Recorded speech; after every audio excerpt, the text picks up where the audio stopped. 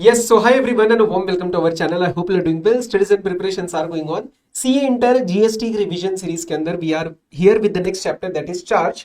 अब चार्ज को पूरा आइसोलेशन में नहीं पढ़ सकते, चार्ज को हमें पढ़ना पड़ेगा थोड़ा सा इंटरलिंकिंग विद एग्जामिशन के साथ, जहां पे भी रेलिवेंट चीजें आएंगी वो मैं आपको बताते हुए चलूंगा। ठीक है, पूरा का पूरा एग्जामिशन इसमें नहीं उठाएंगे, लेकिन there is some interlinking part, तो वो हमें यहीं पे उठाना पड़ेगा and balance we will cover in the exemption chapter. अब सर एक दो बातें एज ऑलवेज, ये जो हम थोड़ा बहुत हैंड रिटन नोट्स यूज कर रहे हैं ये आपको ड्राइव पे मिल जाएंगे, और ड्राइव का link is pinned in my Telegram channel. Telegram channel का लिंक आपको डिस्क्रिप्शन में मिल जाएगा। प्लस वहां पे डेली दो मजेदार वाले एमसीक्यूज आते हैं, उसको भी सॉल्व करो।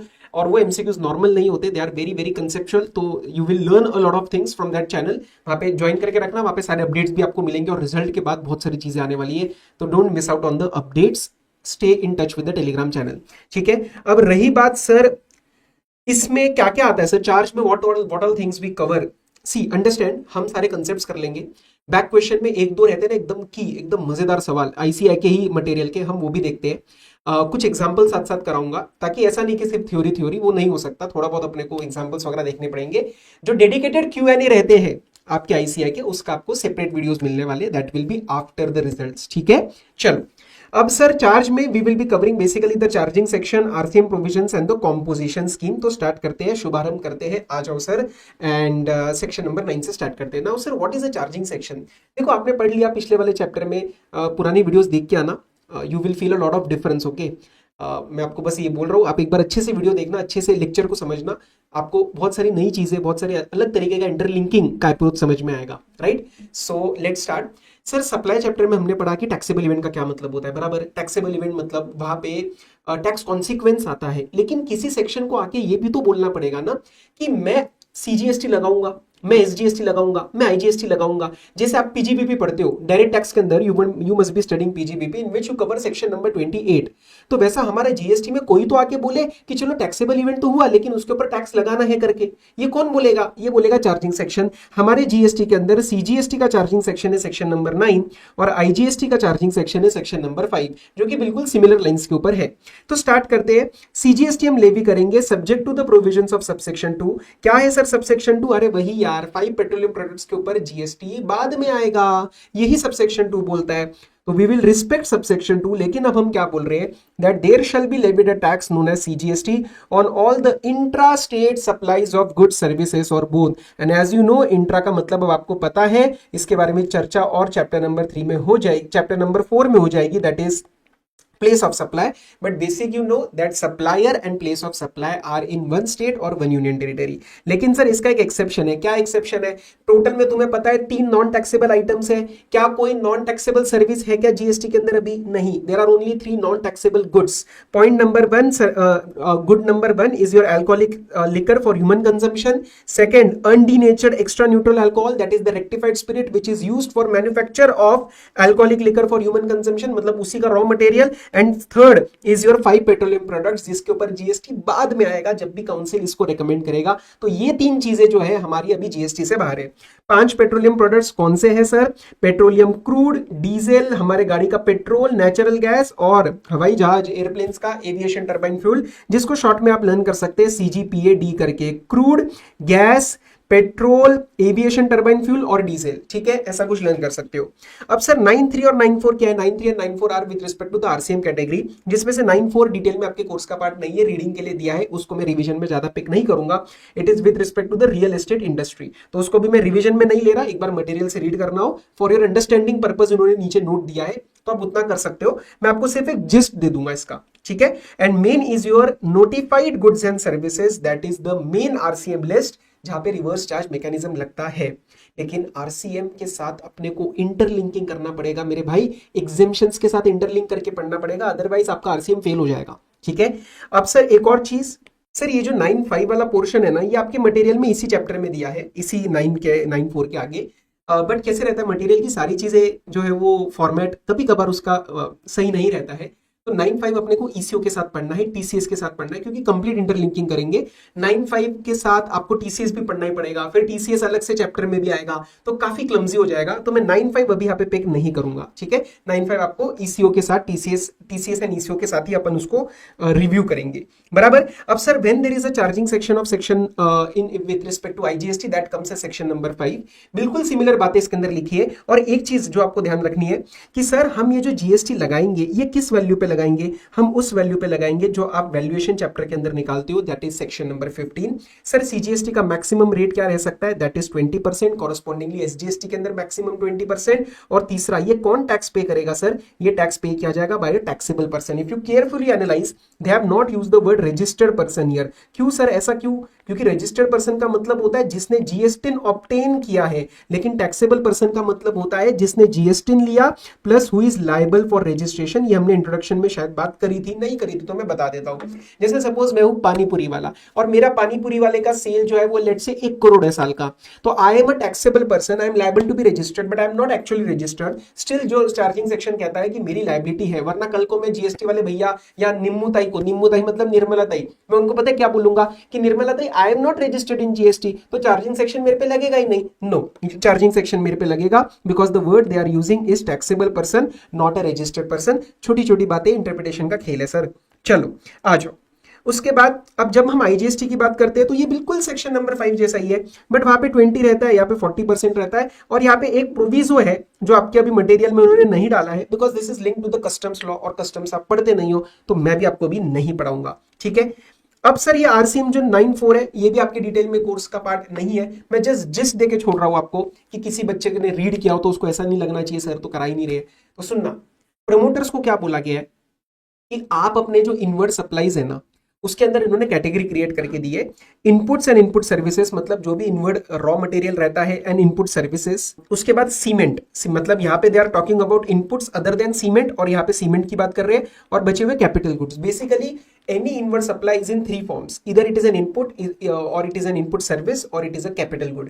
तो input other than cement and input services, cement और capital goods, ऐसे करके उन्होंने कुछ बात बोली है। क्या बात बोली है सर कि जो inputs है और input services है, real estate guys should purchase these from registered person, कितना, minimum 80% of the total purchase.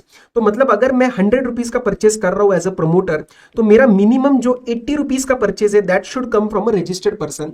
अगर ये 80 से नीचे चला गया, लेट से ये चला गया 50, तो ये जो शॉर्टफॉल है 30 का, इस 30 के ऊपर जो भी जीएसटी है वो मैं आरसीएम के अंदर पे करूंगा to the government of India.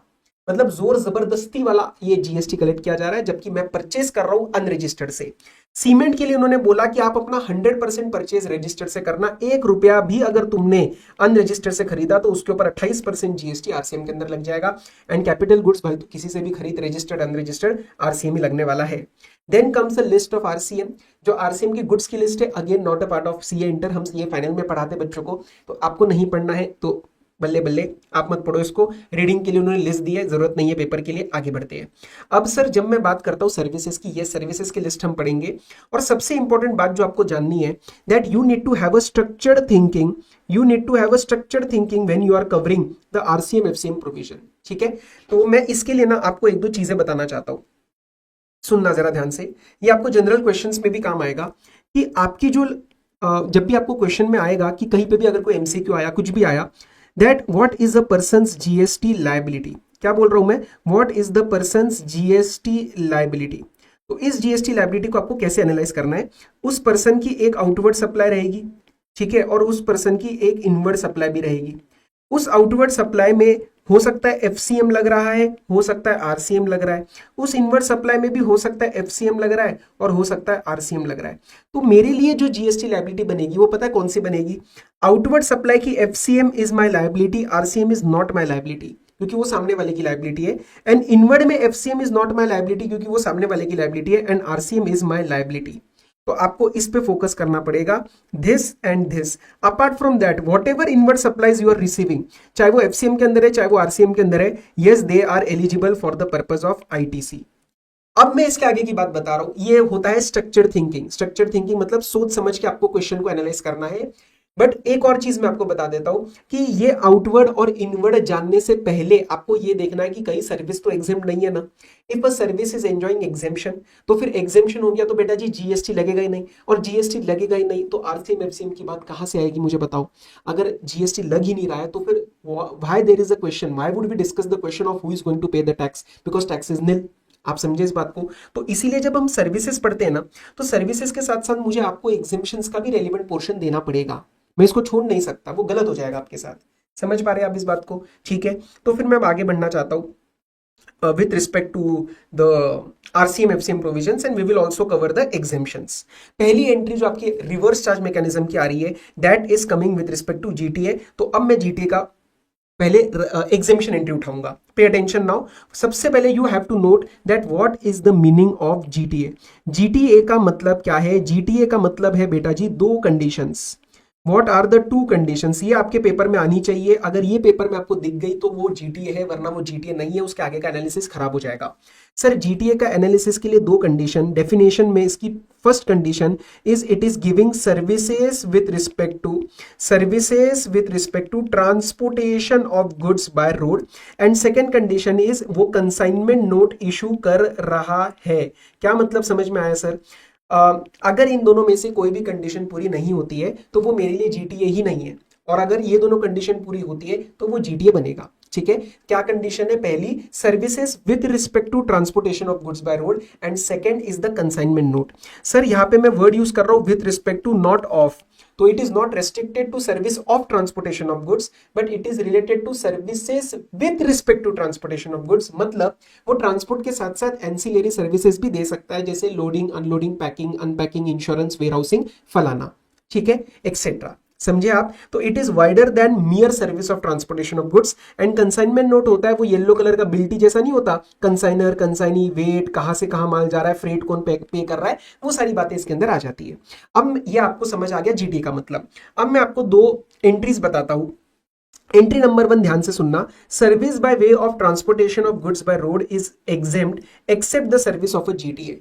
तो अगर आपके पेपर में कोई पर्सन आया जो जीटीए की कंडीशन कंप्लाई नहीं कर रहा और उसने आपको transportation of goods by road दिया है, तो उस केस में वो जीएसटी एग्जेम्प्ट हो जाएगा। इसका एग्जांपल बन सकता है बुलक कार्ट। इसका एक और एग्जांपल बन सकता है कि लेट्स से एक ट्रक ओनर है जो आपका दोस्त है, लेट्स से बबलू, और बबलू ने आपको ट्रक से ट्रांसपोर्टेशन सर्विस दी है, बट उसने कंसाइनमेंट नोट इशू नहीं किया, तो you will say that this person is not a GTA, hence it is a service of transportation of goods except GTA. तो यहां पे क्या हो जाएगा? यहां पे आपका सर्विस एग्जेम्प्ट हो जाएगा, आरसीएम एफसीएम तक आपकी बात आएगी नहीं। कंसाइनमेंट नोट नहीं आया तो जीटीए नहीं आया, जीटीए नहीं आया तो फिर आपका service by road is exempt. आप समझ रहे इस बात को? और main is your entry number 21A। Kindly pay attention everyone here, this is your main दिग्गज वाली एंट्री। ध्यान से सुनना। Exemption: services provided by a GTA to an unregistered person including an unregistered CTP. A lot of students have a misconception that every CTP needs to be registered. No, a CTP needs mandatory registration under section 24. Revision class है ना ये, तो तुम्हें पता है ना section 24 mandatory registration का है। तो उसके अंदर सीटीपी को मैंडेटरी रजिस्ट्रेशन तभी लेना है जब वो टैक्सेबल सप्लाई कर रहा है। तो it is possible that I am a CTP but I am not registered. Okay, तो ध्यान से सुनना। Services provided by a GTA to unregistered person other than the following recipients. अब इसका मतलब अगर ये लोग रेसिपिएंट है तो इस केस में आपका टैक्स आने वाला है। आरसीएम एफसीएम की बात बाद में उठाऊंगा, पहले टैक्स आने वाला है। सर कौन कौन है recipient? Factory which is registered under factory act, society which is registered under society act, cooperative society established under law, body corporate established under law, partnership firm whether registered और not, and CTP registered under GST act. कुल मिला के अगर आप यहाँ पे focus करोगे, they have covered every type of a structure other than individual HUF. Individual HUF को छोड़ के उन्होंने सबको कवर कर लिया। एक फैक्ट्री भी कवर कर ली, सोसाइटी भी कवर कर ली, कोऑपरेटिव सोसाइटी कवर कर ली। सर बॉडी कॉर्पोरेट का मतलब क्या होता है? सर बॉडी कॉर्पोरेट का मतलब होता है कंपनी या फिर एलएलपी, ठीक है, जिनका एक लीगल एग्जिस्टेंस अलग होता है। And this definition is linked to your section 2 clause 11 of the companies act 2013। तो कंपनी हो गई, एलएलपी प्राइवेट कंपनी हो गई, पब्लिक कंपनी हो गई, एलएलपी हो गई, कंपनी इनकॉर्पोरेटेड आउटसाइड इंडिया हो जाएगी, वो सब इसके अंदर बॉडी कॉर्पोरेट होते हैं। लेकिन सर सब जगह आपने देखा सब जगह लिखा है under the law, under the act, लेकिन पार्टनरशिप फर्म के आगे लिखा है वेदर रजिस्टर्ड और नॉट। ऐसे भेदभाव क्यों? क्योंकि इंडियन पार्टनरशिप एक्ट 1932 के अंदर द पार्टनरशिप एक्ट का पार्टनरशिप फर्म का रजिस्ट्रेशन इज नॉट मैंडेटरी, इसीलिए ऐसा लिखा है। आगे क्या लिखा है? सीटीपी रजिस्टर्ड, हाँ तो मतलब कोई पर्सन रजिस्टर्ड है तो भी इसके अंदर फॉलो हो जाएगा, इसीलिए मैंने स्टार्ट किया अनरजिस्टर्ड पर्सन। तो सर कौन बचा ये बताओ ना सर, बचा कौन? इसको छोड़ के बचा कौन? बचा एक अनरजिस्टर्ड इंडिविजुअल, एक अनरजिस्टर्ड इंडिविजुअल। अगर वो इंडिविजुअल या फिर एचओएफ को भी हम इसके अंदर ले सकते हैं, इसको छोड़ के कोई भी आया, कंपनी, फैक्ट्री, फर्म, एलएलपी, वो सब इसके अंदर खत्म हो जाएंगे और सबके सबकी जगह टैक्स लग जाएगा। अब मैं आपको इसके आगे की बात बताता हूं कि यहाँ पे टैक्स तो लगेगा ही, and this same list you will find in chapter of the charge for the purpose of reverse charge mechanism. ओ हो, आप समझ रहे इस बात को? This entire list they say that tax will be applicable and this entire list is for the purpose of RCM, तो tax लगेगा रिवर्स चार्ज मैकेनिज्म में। मैं आपको दिखा देता हूं वो list, pay attention. GTA is giving their service to a specified recipient. कौन है वो specified recipient? Exactly the same list that I covered. Factory registered, society registered, cooperative society under law, person registered GST, body corporate, firm registered or not, CTP. Obviously these, यहाँ पे unregistered individual नहीं आएगा, unregistered individual में तो tax ही नहीं लगेगा, तो RCM FCM का सवाल तक जाएंगे नहीं आप लोग। आप समझे? मैं भी एक दो एग्जांपल्स भी लेता हूं, do not worry.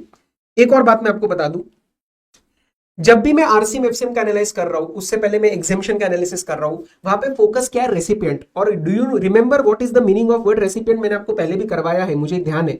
Section 2 clause 93 में रेसिपिएंट का मतलब होता है the person who is liable to pay the consideration, the person who is liable to pay the consideration. तो you have to see the person who is liable to pay the freight. अब मैं आपको एक दो example करा देता हूं ताकि आपको अच्छे से कंसेप्ट जो है ना वो समझ आए। चलो सर अच्छे से कंसेप्ट समझ लेते हैं। जैसे फॉर एग्जांपल मैं बात कर रहा हूं जीटीए के सर्विस की, तो प्रॉपरली फॉर्मली नहीं लिखूंगा, आपको बस चीजें समझ आ जाएंगी।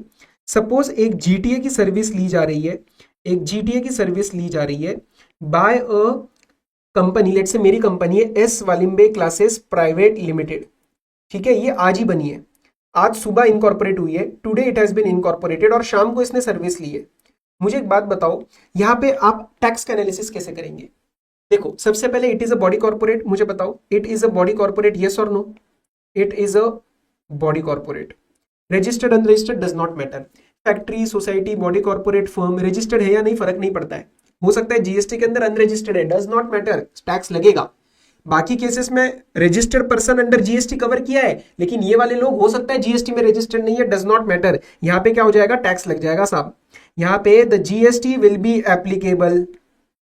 अब बताओ आरसीएम या एफसीएम? रिवर्स चार्ज मैकेनिज्म के अंदर जाएगा क्योंकि ये स्पेसिफाइड रेसिपिएंट है। अब आपको यहाँ पे क्वेरी आने वाला है, ये सब आपने क्लास में किया होगा वैसे, लेकिन अच्छे से सुन लो फिर भी। यहाँ पे आपको क्वेरी आएगा सर ये तो आज ही इनकॉर्पोरेट हुई है और ये तो करंटली जीएसटी के अंदर रजिस्टर्ड ही नहीं है। हाँ तो इसीलिए क्या आता है? सेक्शन नंबर 24 आता है। सेक्शन नंबर 24 मैंडेटरी रजिस्ट्रेशन आके बोलता है कि अगर आपको आरसीएम की लायबिलिटी पे करनी पड़ गई तो उस केस में आपका टर्नओवर हम इग्नोर करेंगे एंड आपको मैंडेटरी रजिस्ट्रेशन लेके अपना आरसीएम की लायबिलिटी कंप्लाई करानी पड़ेगी। You will have to get mandatory registration and pay tax under reverse charge mechanism. तो S Walimbe classes private limited को रजिस्ट्रेशन लेना पड़ेगा, ठीक है। सपोज एक सेकंड एग्जांपल लेते हैं, मैंने एक जीटीए की सर्विस ली है, मैंने मतलब मैं हूं एक एम्प्लॉई, ठीक है, मैं तो नॉर्मल सा एम्प्लॉई हूं, तो मैं कोई कंपनी, मैं कोई फर्म, एलएलपी नहीं हूं और मैं जीएसटी के अंदर भी रजिस्टर्ड नहीं हूं, मैं तो नॉर्मल सा एम्प्लॉई हूं। मेरे को घर का सामान इधर से उधर मूव करना है, मैंने जीटीए की सर्विस ले ली। सर यहाँ पे क्या पता, यहाँ पे क्या लग जाएगा? एग्जेम्पशन लग जाएगा। एंड जैसे ही एग्जेम्पशन लग जाएगा the question of RCM FCM stands irrelevant, आप आगे बात छेड़ेंगे ही नहीं।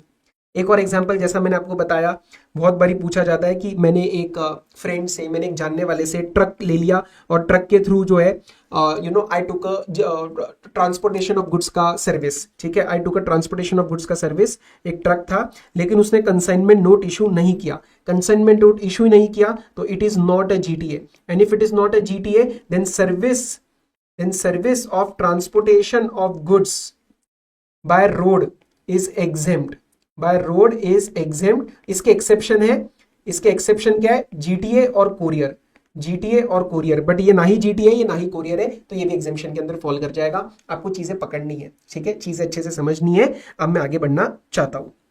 चलो ये हो गया आपका। अब नॉन एप्लीकेबिलिटी ऑफ आरसीएम, यहाँ पे एक कॉमन रिस्पॉन्स आता है, sir non applicability of RCM मतलब एफसीएम लगेगा या एग्जेम्पशन हो जाएगा? भाई एफसीएम लगेगा। When I say non-applicability of RCM, I'm not saying it is exempt. I'm saying taxable under FCM. Okay? Case number 1 ज्यादा रेलिवेंट नहीं है, बताता हूं क्यों। यहाँ पे रेसिपिएंट ऑफ जीटीए सर्विस कौन है? रेसिपिएंट मतलब पर्सन पेइंग द फ्रेट। तो यहाँ पे रेसिपिएंट ऑफ सर्विस जो है, they are government people, they are government people who have taken registration under section number 51 of TDS and they are registered person, they are registered person. तो उनके ऊपर ये tag लग रहा है, उनके ऊपर ये रजिस्टर्ड पर्सन का टैग लग रहा है, वो अनरजिस्टर्ड नहीं है, टैक्स लगेगा, आरसीएम भी लगना चाहिए। लेकिन वो कह रहे हैं कि we are registered solely, we are registered solely for section number 51 and we are not making any taxable supply. हम ऐसा बिजनेस नहीं करते, हमें तो 51 का टीडीएस काट के जमा करना होता है, 2.5 लाख के ऊपर के कॉन्ट्रैक्ट्स का, जो आपको पता है टीडीएस के अंदर, तो सिर्फ उसके लिए ही हमने कंप्लायंस किया है, उसके लिए ही हमने रजिस्ट्रेशन लिया है सर। तो वहां पे इन्होंने बोल दिया कि आरसीएम नहीं लगेगा, वहां पे एफसीएम लगेगा। लेकिन मैंने बोला ये रेलिवेंट ही नहीं है, क्योंकि करंटली एक एंट्री नंबर 21B आती है एग्जेम्पशन में, उसने ऐसे केस को when the recipient are these people उसने एग्जेम्प्ट किया हुआ है। तो अभी आरसीएम एफसीएम की बात वैसे भी नहीं आएगी, क्योंकि इसने जो है वो एग्जेम्पशन दिया हुआ है एंट्री नंबर 21B के अंदर कि when the GTA service is given to the government department and government agencies who have taken registration solely for the purpose of TDS and they are not making any taxable supply per se. समझा? Clear? चलो आगे आ जाओ। Second वाला important है, yes that भाई हमने तो बेनिफिट दिया आरसीएम के लिए, हम आरसीएम का benefit we gave to the GTA, एक गुड्स ट्रांसपोर्ट एजेंसी को, बिकॉज हमें उनको प्रमोट करना था। बहुत वैसे भी बहुत सर खपाई वाला काम है, उसमें अंदर हमने जीटीए को एक आरसीएम का बेनिफिट देना चाहा, but they don't want it. ठीक है, they are going under the forward charge mechanism. वो कह रहे हैं कि सर आरसीएम नहीं लगेगा, एफसीएम लगेगा अगर GTA has taken a registration under GST, they have exercise the option to pay tax under forward charge mechanism, they have issued a tax invoice to the recipient. मतलब वो proper FCM की तरह काम कर रहा है, रजिस्ट्रेशन ले रहा है, ठीक है, इनवॉइस निकाल रहा है, और उस इनवॉइस के अंदर उसने एक डिक्लेरेशन भी देना है। क्या डिक्लेरेशन देना है? कि भैया मैं एफसीएम के अंदर जा रहा हूं, तू आरसीएम का टैक्स पे मत कर, क्योंकि मेरे लिए क्या सेफ्टी नेट है, मेरे लिए क्या गारंटी है? ये मुंह obviously he will say orally, but मेरे लिए कुछ गारंटी चाहिए ना हाथ में कि why should I not comply with RCM. Let's say my company is taking a GTA service and सामने वाला फोन पे कहता है कि मैं एफसीएम के अंदर गया हूं, तू मत, you don't pay tax under RCM. What is my guarantee, what is my safety net? कल को अगर मेरे को क्वेश्चन किया आरसीएम नहीं किया ऐसा करके, तो इसीलिए टैक्स इनवॉइस के ऊपर एक डिक्लेरेशन जाता है। That declaration is my excuse, not excuse, it is my, कैसे बोले इसको, मेरी गारंटी, मेरा सेफ्टी नेट हो गया ना यार ये, मतलब मेरे लिए एक सेफगार्ड हो गया कि अगर कल को गवर्नमेंट ने मेरे से पूछा कि भाई तूने आरसीएम क्यों नहीं किया, तो मैं बोलूंगा इसने इनवॉइस में मेरे को डिक्लेरेशन दिया था। समझे आप? चलो अब नेक्स्ट पे आते हैं कि sir what is the tax rates and what are the ITC related provisions. अब ध्यान से सुनना, अगर जीटीए एफसीएम के अंदर जाता है तो इसके पास दो ऑप्शन है, इधर वो 12% का रेट लगाएगा या तो वो 5% का रेट लगाएगा। If he goes for the 12% rate तो उसके पास आईटीसी पूरा मिलने वाला है, अगर वो 5% में जाता है तो उसके पास आईटीसी नहीं मिलने वाला है। अब सर ऐसा भेदभाव क्यों? आप ध्यान से सुनना, लॉजिक समझो। जीटीए के लिए मेजर खर्चा क्या है? पेट्रोल डीजल का, जिसके ऊपर अभी जीएसटी नहीं लगता है। तो he will just evaluate, he will sit with his chartered accountant and he will evaluate कि यार भाई मेरा इसको छोड़ के बचा हुआ खर्चा और बचे हुए खर्चे का जीएसटी कितना है, क्योंकि अगर वो जीएसटी लेना है तो फिर वो 12% लगाएगा, उससे उसकी कॉस्ट बढ़ सकती है, नहीं तो वो 5% पे ऑपरेट करेगा। ठीक है, ज्यादा कोई आईटीसी का भी मतलब नहीं है, कोई खर्चा ही नहीं है इतना, तो 5% रखते हैं, कॉस्ट भी कम रहेगी, बिजनेस के लिए भी अच्छा है, कस्टमर के लिए भी कॉस्ट कम जाएगी, तो उस केस में वो 5% का रेट लगाएगा। लेकिन अगर आरसीएम का रेट है तो आरसीएम के अंदर it will always be 5% with no ITC for the supplier on his inward supplies. Clear? यहाँ पे बच्चे कंफ्यूज हो जाते हैं कि सर ये नो आईटीसी, यस आईटीसी जो आप वर्ड्स यूज कर रहे हो ये सब सप्लायर के लिए है, रेसिपिएंट के लिए चाहे एफसीएम लगे चाहे आरसीएम लगे, मेरे को हमेशा रेसिपिएंट को हमेशा आईटीसी मिलेगा subject to other provisions of ITC chapter. तो रेसिपिएंट के लिए कोई प्रॉब्लम नहीं है, रेसिपिएंट को हमेशा आईटीसी मिलने वाला है। ये सप्लायर की हमने बातें करी है। क्वेश्चन के अंदर अगर 5% दिया जाएगा तो it means it is under, मतलब unless they say that FCM है, मतलब अगर अलग से एफसीएम नहीं बोला और 5% बोला है तो हम उसको आरसीएम के अंदर ही लेते हैं, क्योंकि रिवर्स चार्ज मैकेनिज्म के अंदर द रेट इज 5%। और generally the question will give you the information कि you know the supplier is GTA supplier is unregistered और the GTA has not exercise the option of FCM, तो that makes it amply clear that yes I am going to go under the reverse charge mechanism. बात समझ में आया तुम्हें? ठीक है, तो ये था आपका नॉन एप्लीकेबिलिटी, ये था आपका GTA. I think it is very much clear. अब मैं आगे बढ़ना चाहता हूं आपके साथ एडवोकेट सर्विसेज की तरफ। चल सकते हैं? हाँ सर, आगे आ जाओ। Legal services. अब सर लीगल सर्विसेज में first I will analyse arbitral tribunal and senior advocate, then I will cover partnership firm of advocate and other advocates, मतलब जूनियर एडवोकेट्स। अब सर सबसे पहला तो क्वेरी ये बच्चों का आता है कि हमने शेड्यूल नंबर 3 के अंदर एक ट्रिब्यूनल वर्ड को यूज किया था, है ना, और आप यहाँ पे बोल रहे हो आर्बिट्रल ट्रिब्यूनल, तो ये तो सप्लाई नहीं है, आप इसका एग्जेम्पशन एनालिसिस क्यों कर रहे हो? There is a difference between the tribunal and arbitral tribunal. This particular tribunal I am talking about the company law या किसी लीगल लॉ के अंडर बनाया हुआ, एंड ये जो आर्बिट्रल ट्रिब्यूनल है ये आर्बिट्रेशन के एग्रीमेंट के बाद बनता है। So this is not under law but this is as a result of arbitration वाली पार्टीज, जो पार्टीज इन आर्बिट्रेशन है वो डिसाइड करती है कि हमारा आर्बिट्रेशन ट्रिब्यूनल कौन रहेगा, मतलब कौन लड़ाई झगड़ा सुलझाएगा। आपको पता है ना, arbitration, conciliation, mediation, these are the alternative dispute resolutions. तो उसके अंदर ये जो आर्बिट्रल ट्रिब्यूनल रहता है वो एक आदमी भी हो सकता है, वो पैनल भी हो सकता है। इनकी सर्विसेज की मैं बात यहाँ पे कर रहा हूं, तो वो सप्लाई होते हैं लेकिन एग्जेम्पशन एंजॉय करेंगे अगर they are giving services to whom. तो I am talking about recipient here. The services are given to 3 people, either it is a non business entity or it is a business entity with last year turnover less than threshold or it is a government link। आराम से प्यार से सुनना, बहुत सारी चीजें मैं आपको यहाँ पे बताने वाला हूँ, हो सकता है आपके लिए नहीं हो तो थोड़ा नोट डाउन कर लेना, ठीक है? थोड़ा हाथ चलते रहना चाहिए रिवीजन लेक्चर में भी, सो पे अटेंशन। सबसे पहले what is the meaning of business entity? Business entity means any person who is conducting business. आज अगर मैं टीचिंग का बिजनेस कर रहा हूँ, प्राइवेट कोचिंग का बिजनेस कर रहा हूँ, तो मैं भी एक बिजनेस एंटिटी हूँ। कंपनी भी हो सकती है, फर्म भी हो सकती है, एलएलपी भी हो सकती है, एचयूएफ भी हो सकता है, कोई भी हो सकता है। तो पहला केस क्या बोल रहे हैं? नॉन बिजनेस एंटिटी, मतलब वो पर्सन बिजनेस करता ही नहीं है, ठीक है? लेट्स से एक नॉर्मल एम्प्लॉई है या नॉर्मल स्टूडेंट है, नॉर्मल इंडिविजुअल है, ही is not conducting any business. Second क्या बोल रहे हैं? एक ऐसी बिजनेस एंटिटी जिसका लास्ट ईयर का turnover is less than the registration threshold. इसको हम हमारे सिर्फ क्लास के अंदर हम क्या बोलते हैं? हम इसको बोलेंगे एक स्मॉल बिजनेस एंटिटी। ये क्लास में बोल रहे, ये हम पेपर के अंदर वर्ड नहीं यूज करेंगे, हम इसको छोटू बिजनेस एंटिटी बोलेंगे। छोटू बिजनेस एंटिटी मतलब लास्ट ईयर का टर्नओवर थ्रेशोल्ड से ज्यादा नहीं है। थ्रेशोल्ड यू नो कितना रहता है? 10 lakhs रहता है, 20 lakhs रहता है, गुड्स के केस में कई कई जगह 40 lakhs रहता है। तो लेट से मेरा सर्विस का काम है और मैं नॉर्मल स्टेट में हूँ, स्पेशल कैटेगरी स्टेट में नहीं हूँ, और मेरा लास्ट ईयर का टर्नओवर 15 लाख है, तो it does not cross 20 lakh. तो मैं यहाँ पे बिजनेस एंटिटी तो हूँ, लेकिन सर मैं छोटू बिजनेस एंटिटी हूँ ना।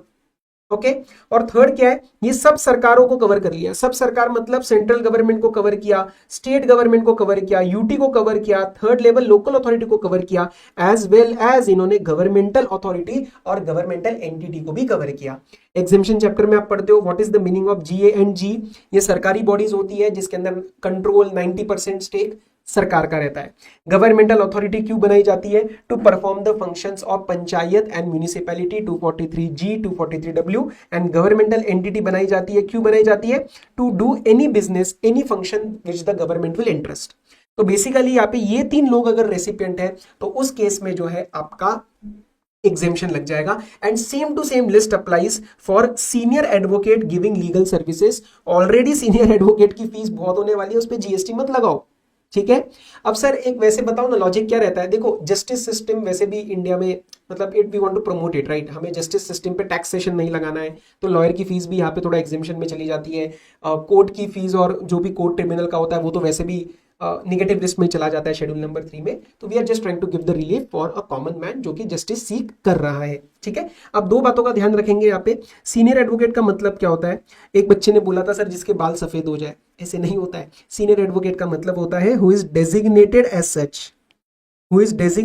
सच बाय द हाई कोर्ट या सुप्रीम कोर्ट। ये आपको बस पता होना चाहिए। उसके बाद एक चीज का ध्यान देना है, जो बच्चे नहीं देते हैं, ये लीगल सर्विस दे रहा है, ये कोई और सर्विस दे रहा है तो यहाँ पे कवर नहीं होगा। लीगल सर्विस मतलब it is associated with respect to any branch of law. कोई ना कोई ब्रांच ऑफ लॉ से ये चीज एसोसिएटेड है, फिर चाहे वो एडवाइस है, चाहे वो कंसल्टेंसी है, चाहे वो रिप्रेजेंटेशन है, it can B literally anything. Okay अभी तो मैंने आपको सिर्फ इतना बताया एग्जेम्पशन। अभी मैं एग्जेम्पशन कंप्लीट करता हूं, फिर आरसीएम एफसीएम पे लेके जाऊंगा। नेक्स्ट पे आओ। When I cover the partnership firm of advocate, मतलब एक फर्म बना रखी है, या फिर एक individual advocate except senior advocate, जिसको क्लास के डिस्कशन में, पेपर में नहीं, हम अभी बोलेंगे junior advocate. So they are giving legal services to, एक बॉक्स आपको दिखेगा, इसके अंदर 4 आइटम्स है, 1 2 3 4, जिसके अंदर the first 3 are exactly the same. First 3 are same, non business entity, small business entity and government, और इसके आगे आपको दिख जाएगा एक एडवोकेट या फिर एक firm of advocate who is further providing legal services. तो इन शॉर्ट ये उन्हीं फ्रेटर्निटी, ये आपके लीगल फ्रेटर्निटी के ही लोग हैं, बट ये एग्जेम्पशन और ये फोर्थ नेम आपको यहाँ पे नहीं मिलेगा, ये आपको यहाँ पे नहीं मिलेगा। तो कहीं ना कहीं गवर्नमेंट का इंटेंशन नजर आता है कि सीनियर एडवोकेट अगर अपने फ्रेटर्निटी के लोगों को प्रोवाइड कर रहा है तो वहां पे क्या टैक्स लग सकता है क्या? यस, ये थोड़ा सा एक क्वेश्चन मार्क वाला एरिया है। तो पहले नॉर्मल खत्म करते हैं, फिर मैं आपको बताता हूं इसके लिए भी आप कैसे डील करोगे। First let me cover this. तो basically the supplier is a firm और individual advocate other than senior advocate, वो इन 4 जनों को लीगल सर्विस दे रहा है तो एग्जेम्पशन में फॉल कर जाएगा। पहले खत्म करते हैं, अब इसको आरसीएम एफसीएम से लिंक करके। आर्बिट्रल ट्रिब्यूनल का आरसीएम क्या लिखा है? Arbitral tribunal is giving services to a business entity located in taxable territory, जिसके नीचे मैंने कमेंट ऐड किया है कि last year turnover should be more than threshold. Sir ऐसा मैंने क्यों ऐड किया? मुझे एक बात बताओ, अगर ये last year turnover is not more than threshold, अगर वो अप टू द थ्रेशोल्ड है, मतलब it's a small business entity, तो वो तो वैसे भी एग्जेम्प्ट हो जाएगा, और एग्जेम्प्ट हो जाएगा तो सर आरसीएम एफसीएम का सवाल ही नहीं उठता। इसीलिए ये जो है वो बड़ी बिजनेस एंटिटी रही होगी, तभी एग्जेम्पशन नहीं लगा, और तभी क्या लग गया? फॉरवर्ड आरसीएम, मतलब टैक्स लग गया एंड आरसीएम के अंदर चला जाएगा। सिमिलरली जब मैं ऊपर लेके आऊंगा, advocate including a senior advocate और a firm of advocate providing legal services directly और indirectly to a big business entity, क्योंकि if it is a small business entity, वो तो दोनों जगह आपने देखा कि इट इज एग्जेम्प्ट, वो दोनों जगह आपने देखा इट इज एग्जेम्प्ट, तो आरसीएम एफसीएम की बात आएगी नहीं। तो यहाँ पे देखो, अब इस बॉक्स को मैंने आरसीएम लिंक कैसे दिया है? If provided to big business entities tax under the reverse charge mechanism.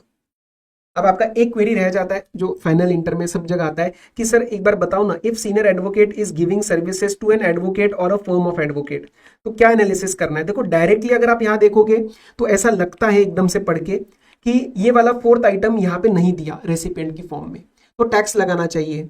फिर आगे टैक्स लगाने के बाद RCM FCM, so let's a lot of question marks and ifs and buts. ठीक है, अभी आईसीआई का इसके ऊपर कुछ नहीं है अपने पास, लेकिन हम क्या कर सकते हैं, एक लॉजिकल पॉइंट ऑफ व्यू देता हूं कि इस एडवोकेट या फर्म को भी तो हम बिजनेस एंटिटी मान सकते हैं, क्योंकि at the end they are conducting business, profession is a part of business, definition में हमने पढ़ा था। तो फिर हम सर इसको ये वाला एग्जेम्पशन देने का ट्राई करेंगे, और अगर ये एग्जेम्पशन भी नहीं लगा तो सर फिर उस केस में आरसीएम का टैक्स हम लगा सकते हैं। This is just a line of thinking for the purpose of your query, क्योंकि ये क्वेरी आएगा ही आएगा जो अगर आप ढंग से पढ़ोगे तो। ठीक है, बट आईसीआई का मुझे नहीं लगता इसके ऊपर वो ऐसे एरियाज को, ग्रे एरियाज को जनरली आईसीआई नहीं टच करता। उसके बाद सर मैं आगे बढ़ना चाहता हूं, और आगे बढ़ते हैं हम स्पॉन्सरशिप की तरफ। Sir what do you mean by sponsorship? अच्छा, एक एग्जांपल कराऊं क्या तुम्हें? एक एग्जांपल करा दूं क्या फटाफट? क्योंकि आईसीआई के मटेरियल में इतने अच्छे एग्जांपल्स नहीं है, तो इसके मैं खुद करवा रहा हूं। Let's say there is a advocate वाली लेते हैं, आर्बिट्रल ट्रिब्यूनल तो बड़ा क्लियर है। Let's say there is a senior advocate. ठीक है, एक सीनियर एडवोकेट अगर सर्विस दे रहा है, किसको दे रहा है सर? लेट्स से वो दे रहा है एक रिलायंस इंडस्ट्रीज लिमिटेड को, जो कि ऑब्वियसली एक बिग बिजनेस एंटिटी है। तो यहाँ पे क्या लगेगा? यहाँ पे टैक्स भी लग जाएगा और यहाँ पे रिवर्स चार्ज मैकेनिज्म भी लग जाएगा। सपोज एक सीनियर एडवोकेट सर्विस दे रहा है, मैं सेम टू सेम आगे एरो बना रहा हूं, एक एबीसी कंपनी को, एबीसी लिमिटेड को। पे अटेंशन, यहाँ पे एक बहुत प्यारा सा पॉइंट टच करवाऊंगा। एबीसी जो कंपनी है, इसका लास्ट ईयर का जो टर्नओवर है, इसका जो लास्ट ईयर का टर्नओवर है दैट इज लेट्स से 1 लाख रुपीज। ठीक है, but it is registered under GST, it is registered in GST. अब आपको यहाँ पे क्वेरी आएगा कि सर यहाँ पे फिर टैक्स लगाए या ना लगाए? यहाँ पे एग्जेम्पशन हो जाएगा। ठीक है, यहाँ पे एग्जेम्प्ट हो जाएगा, ना आरसीएम एफसीएम का सवाल आएगा ही नहीं। क्यों? मुझे एक बात बताओ, वहां पे क्या लिखा था? एग्जेम्पशन की एंट्री में लिखा था a business entity whose last year turnover does not exceed the threshold. क्या वहां पे ये लिखा था रजिस्टर्ड है क्या? नहीं। तो ये मेरे लिए मैटर नहीं करता मेरे भाई, सुनो, ये चीज मेरे लिए मैटर ही नहीं करती। अब ध्यान से सुनना, जो मैं बोलने जा रहा हूं लिख लेना बेशक। लास्ट ईयर का टर्नओवर थ्रेशोल्ड से ज्यादा है या कम है, इसका डायरेक्ट लिंक रजिस्ट्रेशन स्टेटस से नहीं होता है। It is possible, everyone please pay attention, it is possible that my last year turnover did not exceed the threshold, but I have taken registration under GST. Why? Maybe because I have taken voluntary registration, और maybe मेरे ऊपर section 24 लग गया, mandatory registration, जैसे RCM की liability. तो यहाँ पे आपको क्या समझ आता है? मैं रिपीट कर रहा हूँ सेंटेंस, लिख लेना। Just because my the last year turnover did not exceed the threshold does not mean that necessarily I am unregistered in GST. It is possible that I am registered in GST and vice versa is true. हो सकता है मेरा last year का turnover threshold से ज्यादा है लेकिन मैंने रजिस्ट्रेशन नहीं लिया है. क्यों नहीं लिया है? चैप्टर 8 में पढ़ते हो कि अगर हो सकता है मेरा सारा का सारा सप्लाई एग्जेम्प्ट है तो टर्नओवर एक्सीड कर रहा है लेकिन एग्जेम्प्ट सप्लाई है तो मुझे सेक्शन 23 के हिसाब से रजिस्ट्रेशन नहीं लेना होता है. चैप्टर 9 में आपके रजिस्ट्रेशन में ये सब चीजें आती है. या फिर हो सकता है मेरा सारा का सारा सप्लाई आरसीएम वाला है तो मुझे रजिस्ट्रेशन नहीं लेना होता है. वो द फैक्ट दैट ये चीज आपको अलग से एनालाइज करनी है. आपको रजिस्ट्रेशन स्टेटस से कंफ्यूजन नहीं होना है. You don't have to confuse it with the registration status. I hope I am making myself clear. किसी भी बच्चे को क्वेरी लगे तो मुझे नंबर पे मेरे I have given in the description please reach out करना कि सर ये ऑडियो नोट दोबारा दे दो, मैं बता दूंगा आपको. ठीक है, क्योंकि बहुत इंपॉर्टेंट है. एक एग्जांपल और लेते हैं sir. Let's say there is a normal advocate मतलब जूनियर एडवोकेट. अगर ये सर्विस दे रहा है किसी सीनियर एडवोकेट को तो फिर उस केस में क्या करेंगे? उस केस में एग्जेम्पशन हो जाएगा, है ना, क्योंकि जूनियर एडवोकेट या फिर किसी फर्म के केस में अगर वो अपनी बिरादरी अपने फ्रेटर्निटी के लोगों को सर्विस दे रहे हैं तो it is an exempt service. बस ध्यान से सुन लेना, ध्यान से एक बार पेपर में एनालाइज करना कि वो लीगल सर्विस ही होनी चाहिए. बराबर, ठीक है. मेनली यही आता है आपके पेपर में. और आपको पता है क्या दिया जाता है पेपर में? ये भी दिया जाएगा कभी कभार कि ये कंपनी तो है वो इस साल बनी है, इस साल बनी है तो फिर लास्ट ईयर का टर्नओवर तो नील रहेगा, लास्ट ईयर का टर्नओवर नील रहेगा. ये भी आपको ध्यान रखना है. ठीक है जी. चलो नेक्स्ट आते हैं स्पॉन्सरशिप सर्विस पे. नेक्स्ट किस पे आएंगे अपन? स्पॉन्सरशिप सर्विस पे आएंगे. पहली बात तो एक बार समझ लेना स्पॉन्सरशिप का मतलब होता क्या है, क्योंकि कंफ्यूजन रहता है. Sponsorship is a form of advertising through events. तो लेट से मेरे यहाँ पे एक क्रिकेट का मैच है और मैं गया पीएनजी ज्वेलर्स के पास, पुणे में बहुत बड़ा ब्रांड है पीएनजी ज्वेलर्स के पास, और मैंने उनको बोला कि आप हमें पैसा दे दो, आप हमें 10 लाख रुपए दे दो और मैं इस पूरे क्रिकेट टूर्नामेंट का नाम रखवाऊंगा पीएनजी क्रिकेट टूर्नामेंट. तो उससे आपको भी एडवर्टाइजिंग हो जाएगी, आपके भी नए डिजाइन्स वगैरह के फोटो हम यहाँ पे लगा देंगे इवेंट में और मुझे भी पैसा मिल जाएगा. तो यहाँ पे एक कंफ्यूजन सबसे पहले होता है कि who is the supplier and who is the recipient. हमेशा ध्यान रखना सप्लायर पैसा रिसीव करता है कंसिडरेशन और रेसिपिएंट पैसा पे करता है. तो this person is a recipient and this जो भी मेरे क्रिकेट टूर्नामेंट मेरा सोसाइटी वगैरह रहेगा या मैं इंडिविजुअल रहूंगा, हम सप्लायर रहेंगे. ठीक है. अब सर आरसीएम कब लगता है? आरसीएम के लिए ध्यान से सुनेंगे. Supplier is any person other then a body corporate. तो अगर आप एक कंपनी हो या आप एक एलएलपी हो तो सर उस केस में आपको आरसीएम का बेनिफिट क्यों चाहिए? आपको क्यों चाहिए आरसीएम का बेनिफिट? आप तो प्रॉपर धंधा चला रहे हो ना. तो आप any person other than body corporate हो एंड आप स्पॉन्सरशिप की सर्विस दे रहे हो किसी बॉडी कॉर्पोरेट या फिर किसी पार्टनरशिप फर्म को, मतलब किसी कंपनी को, किसी एलएलपी को या फिर किसी फर्म को. तो फिर इनको पे करने दो tax under reverse charge mechanism. Example के फॉर्म में इसको आगे बढ़ाते हैं. Let's say supplier and recipient लेते हैं. Supplier is Siddhesh as an individual and recipient is let's say PNG jewellers private limited.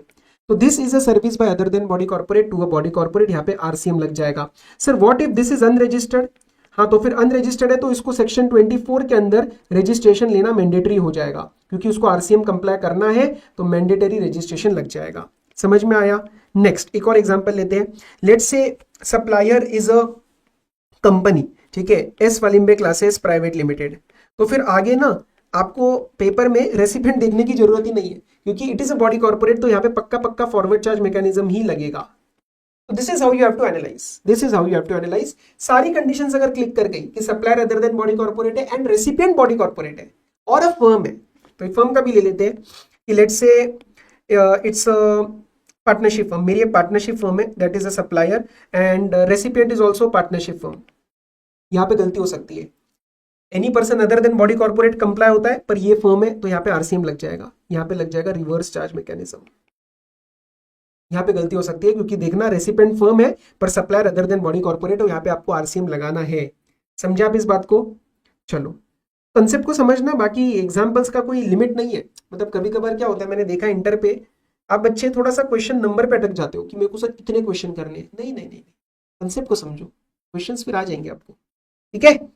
चलो और क्या है, अब गवर्नमेंट सर्विस में एग्जामिशन में कराऊंगा. क्यों? क्योंकि ये बहुत हेवी हो जाएगा, अभी आप एब्जॉर्ब नहीं कर पाएंगे. तो गवर्नमेंट सर्विसेज का एग्जामिशन प्लस उसका आरसीएम एफसीएम ये मिला के कम से कम 20 मिनट लेता है, तो मैं उसको तब करवा दूंगा. Next we will cover the property on rent. अब प्रॉपर्टी ऑन रेंट के लिए पहले तो 2 एग्जामिशन एंट्रीज है, that is entry number 12 and entry number 12A. लेकिन मैं आपको पहले हैंड रिटन से समझाऊंगा, उसके बाद एक चार्ट मैंने ऑलरेडी रेडी करके रखा है. ठीक है, मैं उस यहाँ से फिर हम देख लेंगे, ये आपको you will be getting in the PDF, but एक बार रॉ तरीके से समझ लेते हैं। आ जाओ एक बार रॉ तरीके से समझ लेते हैं that this property on rent के रिस्पेक्ट में क्या एग्जेम्पशन अवेलेबल है। Property on rent, now please understand, exemption is only for a residential property, it is not for a commercial property. Commercial property के लिए कोई भी एग्जेम्पशन अवेलेबल नहीं है। तो the exemption entry says that there is one entry number 12। पहली बात तो ध्यान रखना, this is not applicable on student, जो हॉस्टल्स रहते हैं, पीजीज वगैरह रहते हैं ना, वो भी रेसिडेंशियल प्रॉपर्टी रहती है वहां पे, लेकिन एंट्री नंबर 12 नहीं लगाएंगे, वहां पे एंट्री नंबर 12 ए लगाएंगे। तो I am talking about a normal flat, residential house which is given for stay of people, जैसे नॉर्मल जो नॉर्मल फैमिलीज वगैरह को आपने दे दिया। मैं स्टूडेंट्स की बात नहीं कर रहा, ठीक है, उसके लिए अलग एंट्री आएगा। So the condition goes as follows. There are three conditions. Condition number 1 is it is a residential property. Yes, it is a residential property. It is given on rent for residential purpose. मतलब वहां पे आपका कोई business purpose नहीं हो रहा है, बराबर। एंड ये रेंट पे किसको दिए? ये रेंट पे आपने दिए किसी अनरजिस्टर्ड पर्सन को। Now there are three conditions, these are the three conditions. इसमें से अब residential property given for residential purpose to a unregistered person, अगर ये रजिस्टर्ड हुआ तो भी हम इसको एग्जेम्पशन में डाल सकते हैं in one very specific case. तो अगर ये रजिस्टर्ड हुआ तब भी हम इसको एक केस के अंदर हम फिर भी एग्जेम्पशन देने को रेडी है कि अगर ये रजिस्ट्रेशन कौन किसने लिया है, एक इंडिविजुअल ने लिया है विच is registered under sole proprietorship concern and he has rented this property in a personal manner, in a personal concern, not in a professional capacity. मतलब ये अपने ओन अकाउंट पे रेंट पे कर रहा है, ये बिजनेस के लिए रेंट पे नहीं कर रहा, ये अपना रह रहा होगा, अपनी फैमिली के साथ रह रहा होगा, तो हम स्टिल इसको एग्जेम्पशन देने को रेडी है। लेकिन अगर ये कोई और स्ट्रक्चर हुआ, सोल प्रोप्राइटर की जगह बैंक हुआ, या let's say anyone other than sole proprietor company हुई, तो सर फिर जीएसटी लग जाएगा। रेसिडेंशियल पर्पस की जगह बिजनेस पर्पस हुआ तो भी जीएसटी लग जाएगा, और कमर्शियल प्रॉपर्टी हुई तब भी जीएसटी लग जाएगा। These are the three conditions. And one comes your entry number 12A। Sir ये एंट्री नंबर 12A क्या है? जो स्टूडेंट कैंपस और ये जो अपने पीजीज वगैरह के लिए रहती है। तो मेरा रेसिडेंशियल फ्लैट है, उसको मैंने रेसिडेंशियल पर्पस पे दिया रेंट पे स्टूडेंट लोगों को, कॉलेज के बच्चे 4 रहते हैं, तो वहां पे आपको 2 कंडीशन लगानी है। पहली कंडीशन ये है कि वहां पे जो वो बच्चे स्टे करने आ रहे हैं, it is for minimum continuous 90 days. Yes, and second, आप उससे बहुत ज्यादा नहीं कमा रहे, you are earning from them कितना? Not more than 20,000 per person per month. अगर इन ये दोनों कंडीशंस आपने कंप्लाई करी तो आपको एग्जेम्पशन मिल जाएगा, वरना टैक्स लग जाएगा। ठीक है, अब मैं इसको कनेक्ट करता हूं आरसीएम एफसीएम से, उसके बाद मैं आपको चार्ट दूंगा। इंडिविजुअली चीजों को समझो ना पहले, फिर चार्ट में मजा आएगा। नाउ पे अटेंशन, आरसीएम सिर्फ 2 केसेस में लगता है, मैं आपको एंट्री से दिखा देता हूं। आरसीएम लगता है सबसे पहले if it is a case of residential dwelling. Sir आपने ये नहीं बताया लैंडलॉर्ड कौन है, क्या है? Does not matter, supplier can be any person. Similarly in RCM FCM supplier can be any person. Residential property में आरसीएम तब लगेगा when the recipient is registered. अब sir obviously first I will analyse the exemption entry and then I will come for the RCM FCM. पहले आप exemption entry analyse करेंगे, exempt हो गया तो यहाँ तक बात आएगी नहीं, लेकिन एग्जेम्प्ट नहीं हुआ तो बात यहाँ पे लानी पड़ेगी। And in that case RCM तभी लगेगा जब पर्सन कौन है, recipient is a registered person. And sir commercial property में सप्लायर को भी आपको देखना है। कमर्शियल प्रॉपर्टी में आरसीएम तब लगता है when supplier is unregistered person and the recipient is a registered person other than the one who has taken the tax and who has obtained the registration under composition levy, वो भी currently composition scheme के अंदर exist करता है। तो sir यहाँ पे आप बात समझना जरा क्या हो रही है। कमर्शियल प्रॉपर्टी लेट से शॉप है, शॉप का जो ओनर है वो है अनरजिस्टर्ड, मतलब उसका साल का टर्नओवर 20 लाख के ऊपर नहीं है फॉर एग्जांपल, जो भी उसकी एप्लीकेबल लिमिट होगी, और रेसिपिएंट रजिस्टर्ड है। तो it is very convenient for government to say कि रजिस्टर्ड तू तो है ही नहीं यार, recipient you are registered person, तुम टैक्स पे कर दो। आइडियली यहाँ पे टैक्स नहीं लगना चाहिए। क्यों नहीं लगना चाहिए? अरे ये अनरजिस्टर्ड है ना, सप्लायर का इतना बड़ा काम ही नहीं है, 20 लाख के ऊपर थ्रेशोल्ड ही नहीं है, उसका क्रॉस ही नहीं हो रहा है, तो क्यों तुम मुझसे टैक्स ले रहे हो? This is wrong. Okay, but yes ये रिसेंट अमेंडमेंट था कि other than the person who has opted to pay tax under composition levy. तो अगर किसी रेसिपिएंट ने कॉम्पोजिशन लेवी के अंदर टैक्स पेमेंट का ऑप्ट किया है तो वहां पे टैक्स नहीं लगेगा, ये भी नहीं पे करेगा, ये भी नहीं पे करेगा, no tax. Don't write the word exempt, exempt मतलब 2 क्लॉज 47 का होता है, so you will write the word no tax. अब मैं इसका एक बहुत ही प्यारा सा आपको चार्ट देता हूं, आपके पीडीएफ में मैंने डाल दिया है, इसको पक्का रेफर करना, सारी चीजें आप पे क्लियर हो जाएगी, एग्जाम्पल की तरह बन जाएगा। सी प्रॉपर्टी ऑन रेंट इधर इट्स अ रेसिडेंशियल और इट्स अ कमर्शियल। कमर्शियल के लिए there is no big analysis because there is no exemption entry. Residential property अगर आप कमर्शियल के यूज के लिए करते हो तो आपकी सेकंड कंडीशन पिट गई, थर्ड तक जाने की जरूरत ही नहीं है, आपका टैक्स लग जाएगा। आरसीएम के अंदर तब लगेगा जब रेसिपिएंट रजिस्टर्ड है, as I just saw, and FCM लगेगा अगर रेसिपिएंट अनरजिस्टर्ड है। रेसिडेंशियल यूज है तो first condition residential property, second condition residential use. अब आ जाओ आप कौन सी एंट्री की बात कर रहे हो, रेसिपिएंट का स्टेटस क्या है। एंट्री नंबर पहले 12 की बात करते हैं, that is the normal entry. Normal जो आपका फ्लैट दिया जा रहा है रेंट पे, उसके अंदर if the recipient is unregistered then it will be exempt because all three conditions are met. But if the recipient is registered, अगर recipient आपका रजिस्टर्ड है तो भी अभी मामला हाथ से गया नहीं है, एग्जेम्पशन अभी हाथ से नहीं गई है। अब चेक करो if it can be a sole proprietor case, sole proprietor का केस है और पर्सनल कैपेसिटी में यूज कर रहा है तो भी एग्जेम्पशन दे देंगे, वरना टैक्स लग जाएगा अंडर आरसीएम। क्यों? क्योंकि recipient is registered, it is a case of residential property. And if it's a PG hostel camp तो वहां पे दो कंडीशंस चेक करना, दोनों कंडीशंस अगर 90 डेज और 20,000 वाली कंडीशन लग गई तो एग्जेम्पशन मिल जाएगा, अदर केसेस में tax under FCM. Sir FCM क्यों? सर लॉजिक लगाओ ना, पीजी वगैरह में जो बच्चे जाके रह रहे होंगे वो तो अनरजिस्टर्ड ही रहेंगे ना, जो अनरजिस्टर्ड रहते हैं वहां पे एफसीएम लगता है। अब एफसीएम लगने के बाद बेसिकली एफसीएम मतलब आरसीएम नहीं लगेगा, बट एक्चुअल में टैक्स लगता है या नहीं लगता, it will depend whether landlord का जो टोटल अर्निंग है पूरे साल का एग्रीगेट टर्नओवर थ्रेशोल्ड को क्रॉस कर रहा है या नहीं कर रहा। और सर अगर कमर्शियल प्रॉपर्टी तो कितने केस बनेंगे? You will just analyse RCM FCM aspect because there is no exemption here. Registered ने अगर रजिस्टर्ड को रेंट पे दिया तो टैक्स एफसीएम पे लगेगा, रजिस्टर्ड ने अनरजिस्टर्ड को दिया तो टैक्स अगेन एफसीएम पे लगेगा, अनरजिस्टर्ड ने अनरजिस्टर्ड को दिया तो कोई टैक्स नहीं लगेगा। अनरजिस्टर्ड ने रजिस्टर्ड को कमर्शियल प्रॉपर्टी रेंट पे दी है तो आपको चेक करना पड़ेगा कि कहीं ये कॉम्पोजिशन वाले आदमी तो नहीं है, कॉम्पोजिशन में नो टैक्स और रेगुलर स्कीम के अंदर है तो आरसीएम लग जाएगा। ठीक है, तो this part was a recent amendment. बाकी तो सर लॉजिकल है, थोड़ा सा ब्लर इसलिए हुआ है क्योंकि ये फाइनल के जो हमारी क्लास चलती है वहां से हमने इसको पिक किया है तो वो एक इमेज फॉर्म की तरह आया है। ठीक है, बट ये आपको दिख जाएगा, कोई प्रॉब्लम नहीं आएगा। एक छोटा सा मैं प्यारा सा एग्जाम्पल करवाना चाहता हूँ आपको यहाँ पे। एग्जाम्पल, मैंने एक फ्लैट रेंट पे दिया। अब ध्यान देना, कमर्शियल प्रॉपर्टी के आरसीएम एफसीएम की एक्सेप्ट दैट, मतलब except the commercial property part RCM FCM, nowhere it matters whether the supplier is registered unregistered, कुछ नहीं मैटर करता। ठीक है, तो सप्लायर हूँ लेट से मैंने अपना जो है वो फ्लैट रेंट पे दिया है, मैंने अपना जो फ्लैट है वो रेंट पे दिया है। किसको दिया है? मैंने दिया है आईसीआईसीआई बैंक को, ताकि आईसीआईसीआई बैंक का जो ब्रांच मैनेजर है वो वहां पे रहेगा। क्या यहाँ पे आपका एग्जेम्पशन लगेगा? Answer is yes. क्यों sir? It is a residential flat, it is for residential use and the person is unregistered. मैं ये बता देता हूं आपको, बैंक अभी हम इसको अनरजिस्टर्ड मान रहे हैं। ठीक है, बैंक को हम अनरजिस्टर्ड मान रहे हैं। ठीक है, so this all three conditions will be complied. लेकिन अगर ये बैंक हो जाता है रजिस्टर्ड, जो कि ऑब्वियसली रियल लाइफ में रहेगा, तो अगर वो बैंक रजिस्टर्ड है तो सर आपकी तीसरी कंडीशन पिट जाएगी और तीसरे कंडीशन का एक्सेप्शन भी नहीं लगेगा बिकॉज ये सोल प्रोप्राइटर का तो केस है नहीं, तो वहां पे आपका टैक्स लग जाएगा। ऐसी ही बातें आपको एनालाइज करनी है, बाकी इस चार्ट से ही आपके एग्जाम्पल्स निकल जाएंगे सारे। ठीक है, this is as good as an example form only. तो सर इसके बाद मैं आगे बढ़ना चाहता हूँ, आगे बढ़ते हैं, इसको भूल जाना, ये करने की आपको जरूरत नहीं है। Services by director, whatever the services are given by director and obviously he is not an employ, क्योंकि अगर एम्प्लॉय होगा तो शेड्यूल नंबर 3 पैराग्राफ नंबर 1 में ही वो सप्लाई से बाहर हो जाएगा, right. So he is giving any services in official capacity, not in personal capacity, in official capacity. तो जो भी कंपनी रहेगी, body corporate is irrelevant because LLP में डायरेक्टर नहीं होता है, पार्टनर्स एंड डेजिग्नेटेड पार्टनर रहते हैं। बट जो भी कंपनी रहेगी इंडिया में, ये भी एक और चीज मैं बता देता हूँ, यहाँ पे हर जगह लोकेटेड इन टैक्सेबल टेरिटरी क्यों लिखा है? क्योंकि रेसिपिएंट इंडिया में है, बाहर वाला आदमी थोड़ी आरसीएम लगाने वाला है अपने अपने लॉज ऑफ द कंट्री में। So here what ever that company is that will pay tax under the reverse charge mechanism. Is this clear? Sir ऐसा क्यों लिखा है अदर देन पर्सनल कैपेसिटी? अरे सपोज डायरेक्टर का घर का भी एक बिजनेस है, उस कैपेसिटी में उसने कोई सप्लाई कर दिया, वो तो नॉर्मल एफसीएम के अंदर जाएगा, वहां पे आरसीएम नहीं लगेगा। डायरेक्टर रिलेटेड काम कुछ कर रहा है तो वहां पे लग जाएगा आपका reverse charge mechanism. Classic example is sitting fees, classic example is sitting fees. आगे आ जाओ, इंश्योरेंस एजेंट ने कोई सर्विस दी किसी भी इंश्योरेंस कंपनी को, जनरल या लाइफ, तो वो आरसीएम के अंदर जाएगा। रिकवरी एजेंट मुस्टंडे भिजवा दिए रिकवरी के लिए पैसा, लेकिन यहाँ पे आरसीएम तभी लगेगा when the recipient is a bank, financial institution और एन एनबीएफसी।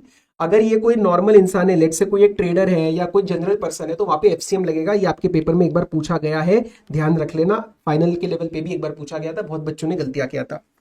ठीक है, चलो सर आगे बढ़ते हैं। अब क्रिएटिव इंडस्ट्री की तरफ चलते हैं, म्यूजिक इंडस्ट्री एंड ऑथर। अब म्यूजिक इंडस्ट्री में कौन कौन आ रहा है, म्यूजिक कंपोजर हो गया या फिर फोटोग्राफर भी इसके अंदर, बेसिकली आप इसको क्रिएटिव की तरह मान लेना, क्रिएटिव इंडस्ट्री है ये। तो फोटोग्राफर हो गया, आर्टिस्ट हो गया, और लाइक जो भी क्रिएटिव लोग होते हैं, they are owning certain copyrights with respect to original work of music, drama या फिर artistic work, and they are transferring this as we saw in your chapter number of supply, chapter of supply में schedule number 2 में IPR related जितना भी ये transfer होता है उसको सर्विस माना जाता है। तो they are transferring this right to music company, producer और like located in taxable territory. तो ये जो भी म्यूजिक प्रोड्यूसर है या कोई भी म्यूजिक कंपनी में भी वो रीमेक वगैरह करना चाहती है, जैसे अनु मलिक साहब का एक गाना है, एक गरम चाय की प्याली हो, उसका रीमेक करना है कोई नए गाने में, तो जी म्यूजिक कंपनी को उसका कॉपीराइट लेना पड़ेगा, बदले में उसको रॉयल्टी पे करना पड़ेगा। तो इसके ऊपर का जीएसटी जो है वो रिवर्स चार्ज मैकेनिज्म के अंदर जाएगा। Clear. Next is about the author. अब ऑथर वाले में exactly like that, exactly like about कि they are owning copyrights with respect to original literary work, and ये ट्रांसफर किया जा रहा है किसी पब्लिशर को, तो यहां पे भी आरसीएम लग जाएगा। बट सर फर्क क्या है फिर, what is the difference if we compare this and above? Here there is an option of forward charge mechanism that he can take registration, and file a declaration that I want to go for the forward charge mechanism. Then he will issue a tax invoice, and on that tax invoice there will be a declaration that मैं FCM के अंदर गया हूं, आपको RCM comply करने की जरूरत नहीं है, just like GTA. But there is one small difference कि यहाँ पे एक लॉक इन पीरियड लग जाएगा कि अगर आपने ये वाला ऑप्शन लिया तो अब 1 ईयर तक, फॉर 1 ईयर आप यहाँ से विड्रॉ नहीं कर सकते, आपको एफसीएम के अंदर ही रहना पड़ेगा। क्लियर है बात। सो ये ऑथर वाले में बिकॉज ऑफ द बिजनेस, इनका जो बिजनेस होता है वहां पे ऐसा एक ऑप्शन देना जरूरी होता है, इनके खर्चे भी होते हैं, तो maybe they want ITC and they want to pay the tax on their own, लेकिन इसमें ऐसा नहीं होता है। तो वो इंडस्ट्री स्टडी होती है, काउंसिल उस हिसाब से रिकमेंड करती है, इसीलिए ऑथर के पास यहाँ पे ऑप्शन है इस पर्टिकुलर एफसीएम के मेथड का। Then we talk about the services to RBI by members of overseeing committee. Overseeing committee is a high level stuff committee, जो भी important decisions है, high level transactions है, उसको रिव्यू किया जाता है। इसमें जो लोग काम कर रहे होते हैं वो आरबीआई से फीस लेते हैं, उस फीस के ऊपर का जो भी जीएसटी है वो आरबीआई पे करेगा under the reverse charge mechanism. Is this clear? Next, direct selling agent, BC और बीएफ। बीसी मतलब बिजनेस कॉरेस्पॉन्डेंट, फैसिलिटेटर, और ये डीएसए, ये बेसिकली बैंकिंग कंपनी वगैरह और फाइनेंस कंपनीज के ग्रोथ के लिए काम करते हैं, अवेयरनेस फैलाते हैं, लोगों के अकाउंट्स खुलवाते हैं। तो ये एग्जैक्टली वर्ड आपको लर्न करना है और एग्जैक्टली आपके पेपर में आएगा। So please focus on this now. Direct selling agent में आरसीएम तभी लगेगा when the supplier is individual. Individual को छोड़ के अगर कुछ भी होगा तो एफसीएम लगा देना।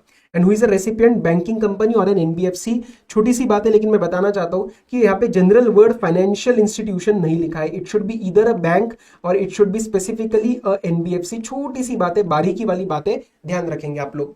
तो अगर इंडिविजुअल रहेगा ये फिगर ध्यान रखना, तो ही आरसीएम का बेनिफिट जाएगा कि इस बेचारे से क्या लेना। लेकिन कंपनी, फर्म, एलएलपी कुछ भी खोल रखा है तो वहां पे आपका टैक्स लग जाएगा under the forward charge mechanism. Is this clear? Clear है भाई सबको? तो ये थोड़ा सा टेस्टेबल रहता है, ध्यान से इसको देखना। कंपनी में जो भी क्वेश्चन आएगा उसका पहले स्ट्रक्चर चेक कर लेना कि बिजनेस एंटिटी का स्ट्रक्चर क्या है। उसके बाद सर आता है हमारा बहुत ही फेवरेट बीसी और बीएफ। सर ये बीसी और बीएफ का क्या चक्कर है, बिजनेस कॉरेस्पॉन्डेंट और बिजनेस फैसिलिटेटर का क्या चक्कर है, हम एक बार इसको समझ लेते हैं। इसका पहले फील फैक्टर पकड़ेंगे, उसके बाद आपको डायग्राम समझ आएगा, मैं अभी आपको दिखा दूंगा। एक business correspondent and business facilitator, ये दोनों ही बैंकिंग एंड इंश्योरेंस इंडस्ट्री में काम करते हैं, उनका बिजनेस बढ़ाने में हेल्प करते हैं, उनके अकाउंट्स खुलवाते हैं, राइट, और उसका पैसा चार्ज करते हैं। But basic difference in both is that business correspondent की रिस्पॉन्सिबिलिटीज थोड़ी ज्यादा रहती है, he is more involve in the business, he has more authority towards the business. Cash handle करने की भी इसके पास पावर होती है, बीएफ के पास नहीं होती। बीएफ कंपैरेटिवली थोड़ा सा, as the word suggest, facilitate and correspondent. तो फैसिलिटेट मतलब सिर्फ वो मिलवाएगा, एक अकाउंट खुलवाएगा, अपना कमीशन खाएगा, लेकिन बिजनेस कॉरेस्पॉन्डेंट ज्यादा इन्वॉल्व है इन द बिजनेस। इस फील फैक्टर के साथ if you try to analyse one small question कि आरसीएम का बेनिफिट किसको देना चाहिए, जो बिजनेस में ज्यादा इन्वॉल्व है या जो कम इन्वॉल्व है। सर कम इन्वॉल्व है, वहां पे आरसीएम का बेनिफिट दे दो ना, उससे टैक्स वैक्स मत पे करवाओ। तो हम बिजनेस फैसिलिटेटर को यहाँ पे फोकस करेंगे for the purpose of RCM benefit. ठीक है, मैं आपको धीरे धीरे एक फील फैक्टर के साथ समझा रहा हूं ताकि आपको लॉन्ग टर्म रिटेंशन हो। ओके, सो बीएफ को हम आरसीएम का बेनिफिट देंगे, बट बिफोर आरसीएम एफसीएम एक बार इसका एग्जेम्पशन एनालिसिस कर लेते हैं, एक बार इसका एग्जेम्पशन का एनालिसिस कर लेते हैं। चलो सर आगे आ जाओ। ये देखो, business facilitator and business correspondent, just pay attention everyone here. If it is first I am talking about the banking industry. Banking industry में if it is a rural area branch, we want to promote it, ठीक है। तो इसमें चाहे BCBF services दे रहा है, चाहे BCBF के एजेंट होते हैं, मतलब एक इंटरमीडियरी होता है जो बीसीबीएफ को सर्विस दे रहा है और बीसीबीएफ आगे बैंक को दे रही है, तो चाहे इसके अंदर इंटरमीडियरी एजेंट की सर्विस हो, वो भी हम इसको एग्जेम्पशन में डाल देंगे। We want to promote banking industry in the rural area, तो वहां पे हम इन दोनों को ही एग्जेम्पशन में डाल देते हैं। तो जब एग्जेम्पशन मिल जाएगा तो आपके टैक्स की बात आएगी नहीं, ठीक है। अब ध्यान से सुनना, अगर ये अर्बन एरिया ब्रांच हो जाए, तो अगर ये अर्बन एरिया ब्रांच हो जाए तो सर टैक्स लगेगा, ऑब्वियसली लगेगा। लेकिन फिर आरसीएम एफसीएम क्या, मैंने अभी आपको फॉर्मली नहीं दिखाया, मैं आपको डायरेक्टली कहां लेके जा रहा हूं, I am telling you from the free factor point of view, कि अगर वो अर्बन एरिया है तो वो टैक्स हो जाएगा। अगर सर्विस बीएफ दे रहा है तो I told you that we will give the benefit of BF, RCM का बेनिफिट बीएफ को देंगे कि यार फैसिलिटेटर बहुत कम मैनर में इन्वॉल्व है, तो यहाँ पे आरसीएम लग जाएगा और बैंक टैक्स पे करेगा। बट अगर जो सप्लायर है वो एक बिजनेस कॉरेस्पॉन्डेंट है, तो यार बीसी तू तो प्रॉपर टैक्स पे कर रहा है, तू तो प्रॉपर बिजनेस कर रहा है, तू तो एक प्रॉपर जैसे एक कमर्शियली लेवल पे ऑपरेट कर रहा है, तो तू तो टैक्स पे कर सकता है, तेरे को बेनिफिट क्यों चाहिए, तो ये एफसीएम के अंदर चला जाएगा। And what if agent is giving services, please pay attention everyone, intermediary agent is giving services with respect to urban area branch, तो टैक्स लगने वाला है, आरसीएम एफसीएम एनालाइज करते हैं। Intermediary is giving services to BF और an intermediary और agent is giving services to BC, तो जब वो बीएफ को सर्विसेज दे रहा है तो देखो ये भी छोटा आदमी है और तुम भी छोटे आदमी हो, मतलब तुम नॉर्मल ही हो दोनों, और नॉर्मल केस में एफसीएम लगता है। लेकिन एजेंट बीसी को दे रहा है तो यार बीसी ऑलरेडी टैक्स पे कर रहा है ना अपना एफसीएम के अंदर, तो तू टैक्स पे मत कर, यहाँ पे हम आरसीएम लगा देंगे। आपको थोड़ा सा कंफ्यूजन होएगा, मैं अभी आपको एक चार्ट बनवा देता हूं नया, लेकिन एक बार समझने का ट्राई करो। बिजनेस फैसिलिटेटर टैक्स नहीं पे करेगा, बिजनेस कॉरेस्पॉन्डेंट टैक्स पे कर सकता है। इस फील फैक्टर के साथ आपको चीजें समझनी पड़ेगी, सारा कुछ लर्न नहीं हो पाएगा, ठीक है। मैं फिर से बता दूंगा, एक बार मैं खत्म करता हूं पहले कि इंश्योरेंस सेक्टर के अंदर क्या होता है, what happens in the insurance sector. Insurance sector में रूरल एरिया में similar exemption applies but only till BCBF services, not for intermediate and agent, बस ये फर्क है। और सर आरसीएम एफसीएम का क्या कंसेप्ट है, agent of BC to BC, agent of BC to BC in insurance also RCM will apply, but अगर आप चार्ज की एंट्री चेक करोगे आरसीएम एफसीएम की, जो मैंने आपको बीएफ की बताई है, आपने बुक में देखना तो यहां पे सिर्फ बीएफ टू बैंकिंग कंपनी लिखा है, इंश्योरेंस कंपनी वर्ड मिसिंग है। मुझे पता है तुम्हारा दिमाग पूरा भूल भुलैया बन चुका है, मैं आपको एक बार ना करा ही देता हूँ यार। एक बार मैं ये नोट्स ओपन कर रहा हूँ फाइनल के, वहां पे हमने पूरा बीसीबीएफ का एक चार्ट बनवाया था बच्चों को।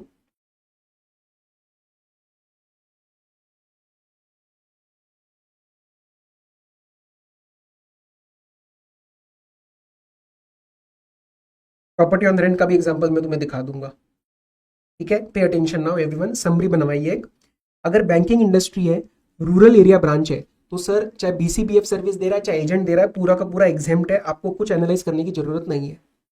अगर अर्बन एरिया ब्रांच है, अगर अर्बन एरिया ब्रांच है तो सर टैक्स लगेगा। बीसी सर्विस दे रहा है बैंक को, बीसी तू तो प्रॉपर टैक्स पे कर सकता है, तू एफसीएम के अंदर ही रहे। बीएफ सर्विस दे रहा है बैंक को, स्पेसिफिकली कवर्ड अंडर आरसीएम, तू छोटा आदमी है, बैंक को पे करने दे। एजेंट सर्विस दे रहा है बीसी को, अरे बीसी टैक्स पे कर ही रहा है ना, तो तू आरसीएम के अंदर टैक्स पे कर। एंड एजेंट सर्विस दे रहा है बिजनेस फैसिलिटेटर को, तो यार ये भी छोटा है तू भी छोटा है, तो नॉर्मल केस में एफसीएम लगता है, तो तू टैक्स पे कर। Now let's come to insurance industry.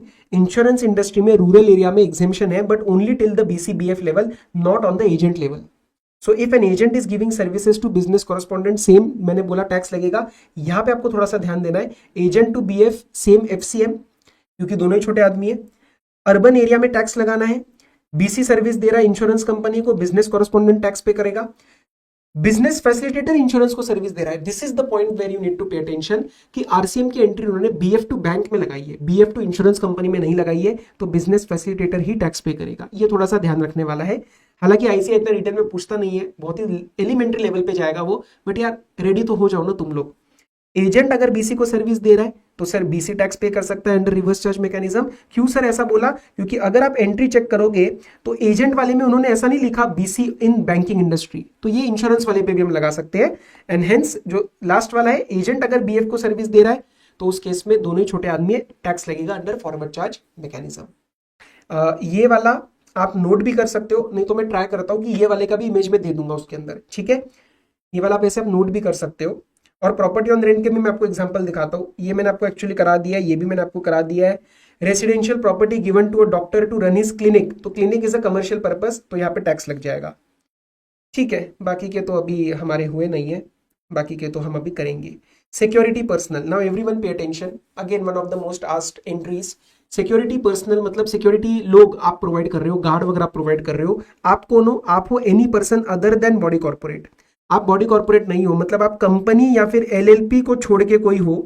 अब सर आप रजिस्टर्ड हो अनरजिस्टर्ड, आई डोंट केयर, ठीक है, मैंने बोला है अदर देन बॉडी कॉर्पोरेट, तो हो सकता है कि इंडिविजुअल है जो कि रजिस्टर्ड अंडर जीएसटी है, स्टिल वो यहाँ पे सेटिस्फाई कर जाएगा। तो he is giving supply of security personal to a registered person, registered person will pay tax under the reverse charge mechanism. आपको थोड़ा सा ये चीजें का ध्यान रहना पड़ेगा, एंट्रीज और एमसीक्यूज में घुमाया जा सकता है। सप्लायर कौन है? Other than body corporate. Recipient कौन है? Registered person. बट अगेन यहाँ पे दो एक्सेप्शंस आ जाएंगे, तीसरा वाला फालतू है क्योंकि रजिस्टर्ड लिखा है तो obviously unregistered is an exception. दो एक्सेप्शन पढ़ना। First one is these are the people who are technically registered, वो रजिस्टर्ड तो है जीएसटी के अंदर but they are only and only registered for the purpose of section number 51 TDS. वो सिर्फ TDS के लिए रजिस्ट्रेशन लिए हैं और उन्होंने खुद का कोई taxable supply, they are not making any taxable supply whatsoever of any goods और सर्विसेज। और दूसरा, जैसा कमर्शियल प्रॉपर्टी में पढ़ा था, दैट रजिस्टर्ड पर्सन तो है but he is under composition scheme, तो यहाँ पे भी उसको हमने रिलीफ दिया जैसा कमर्शियल प्रॉपर्टी के आरसीएम के अंदर हमने रिलीफ दिया था। ऐसा दो जगह रिलीफ मिलता है कमर्शियल कॉम्पोजिशन स्कीम वाले आदमी को। ठीक है, तो सर इसका भी अगर आप एक एग्जाम्पल बनाने का ट्राई करें थोड़े से आपके अंडरस्टैंडिंग के लिए, बाकी बैक क्वेश्चन में तो देख ही लेंगे हम एक आध, बट थोड़ा सा भी समझते भी है ना। फॉर एग्जाम्पल सिक्योरिटी पर्सनल में let's say supplier and recipient. Now supplier is let's से मिस्टर एस जो कि है रजिस्टर्ड और रेसिपिएंट है रजिस्टर्ड पर्सन। तो सर क्या यहाँ पे लगेगा? RCM FCM? हाँ सर, रिवर्स चार्ज मैकेनिज्म यहाँ पे लग जाएगा, रजिस्ट्रेशन से फर्क नहीं पड़ता है। ठीक है, यहाँ पे एक है मिस्टर ए नहीं, कंपनी का लेते हैं अब, let's say A B C limited और ये है अनरजिस्टर्ड, सर फर्क ही नहीं पड़ेगा। रेसिपिएंट अब आपको देखने की जरूरत है क्या? You go by step analysis. आप पहले सप्लायर चेक करो, supplier is a body corporate, recipient आपको कुछ देखने की जरूरत ही नहीं है, आरसीएम लग ही नहीं सकता, फॉरवर्ड चार्ज मैकेनिज्म में ही जाएगा केस। इस तरीके से आपको एनालाइज करना है। मैं आपको एक और एंट्री करवाता हूँ, चलो इसी के रिस्पेक्ट में आपको एक और एंट्री करवाता हूँ। दैट आपके पेपर में ऐसा आ सकता है कि you took service of security personal from A B C company limited unregistered under GST. अब आप यहाँ पे आईटी से एनालाइज करिए, क्वेश्चन में आईटी से एनालिसिस का पार्ट है सपोज फॉर एग्जांपल, तो क्या यहाँ पे कोई भी आईटीसी का इंप्लीकेशन आएगा? Answer is no. क्यों नहीं आएगा सर? कंपनी है तो सर आरसीएम तो नहीं लग सकता, एफसीएम लगेगा। बट एफसीएम के अंदर रियल में टैक्स लगेगा या नहीं लगेगा? नहीं लगेगा क्योंकि पर्सन इज अनरजिस्टर्ड, तो मे बी वो बड़े लेवल पे ऑपरेट नहीं कर रहा है, अभी उसका 20 लाख टर्नओवर नहीं क्रॉस हुआ है, तो सर वो छोटे लेवल पे ऑपरेट कर रहा है, तो वो मे बी तो उस केस में वो टैक्स लगाएगा ही नहीं। अनरजिस्टर्ड पर्सन टैक्स इनवॉइस कैसे दे सकता है? तो व्हेनेवर, मैं बार बार ये बोलता हूँ, फाइनल की क्लास में भी बोलता हूँ, आपको भी बोल रहा हूँ कि आरसीएम की एंट्रीज का एनालिसिस का सिर्फ एक ऑब्जेक्टिव है कि आरसीएम लगाना है नहीं लगाना है। और जब हम बोलते हैं आरसीएम नहीं लगेगा तो एफसीएम लगेगा, बट एफसीएम के अंदर एक्चुअल में टैक्स तभी लगेगा जब सप्लायर रजिस्टर्ड है, मतलब उसका टर्नओवर क्रॉस हुआ है। क्लियर? इतने ये मतलब मोर देन इनफ है आपके लिए। ठीक है, आप आगे बढ़ सकते हो। नेक्स्ट है आपका सिक्योरिटीज लेंडिंग स्कीम। ये थोड़ा लिमिटेड मैनर में पढ़ना, डिटेल में सर्कुलर आपके कोर्स में उन्होंने नहीं दिया था सप्लाई वाले चैप्टर में। तो जस्ट एक लेंडर है और एक बोरोर है, यहाँ पे सिक्योरिटीज को लेंड किया जा रहा है। ठीक है, सिक्योरिटीज को लेंड दिया जा रहा है, रजिस्टर्ड है अनरजिस्टर्ड है डज नॉट मैटर, बोरोर ही इसके ऊपर टैक्स पे करेगा under reverse charge mechanism. This is categorised as a supply of services. Okay, ये सर्विसेज की तरह ही माना जाता है और इसके ऊपर जीएसटी आरसीएम के अंदर लग जाएगा। नेक्स्ट है आपका motor vehicle on rent. There are couple of things you need to pay attention to, please यहाँ पे ध्यान से सुनना।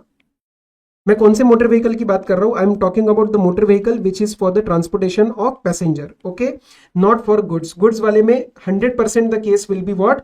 फॉरवर्ड चार्ज मैकेनिज्म, वहां पे आरसीएम नहीं लगेगा। दूसरी बात, जो भी आप कंसिडरेशन चार्ज करोगे it should be including a cost of fuel, ये आपके पेपर में आपको दिखना चाहिए एंट्री के अंदर अगर आप आरसीएम लगाने वाले, अदरवाइज फॉरवर्ड चार्ज मैकेनिज्म लग जाएगा।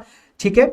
इसका लिंक होता है वही आईटीसी से कि फ्यूल में again it is outside the scope of GST, तो वो आप अलग से मतलब it you are including that in your consideration. And again there is a business decision here कि आप कितना रेट लगाने वाले, 5% या 12%, तो उससे लिंक्ड होता है। अभी के लिए इतना ही समझना कि ये आपके पेपर में या आपके एंट्री में दिखना चाहिए आपको। So the first condition will run as कि जीएसटी रेट क्या लेना है। जीएसटी रेट अगर आरसीएम के अंदर है तो वो 5% का लगेगा।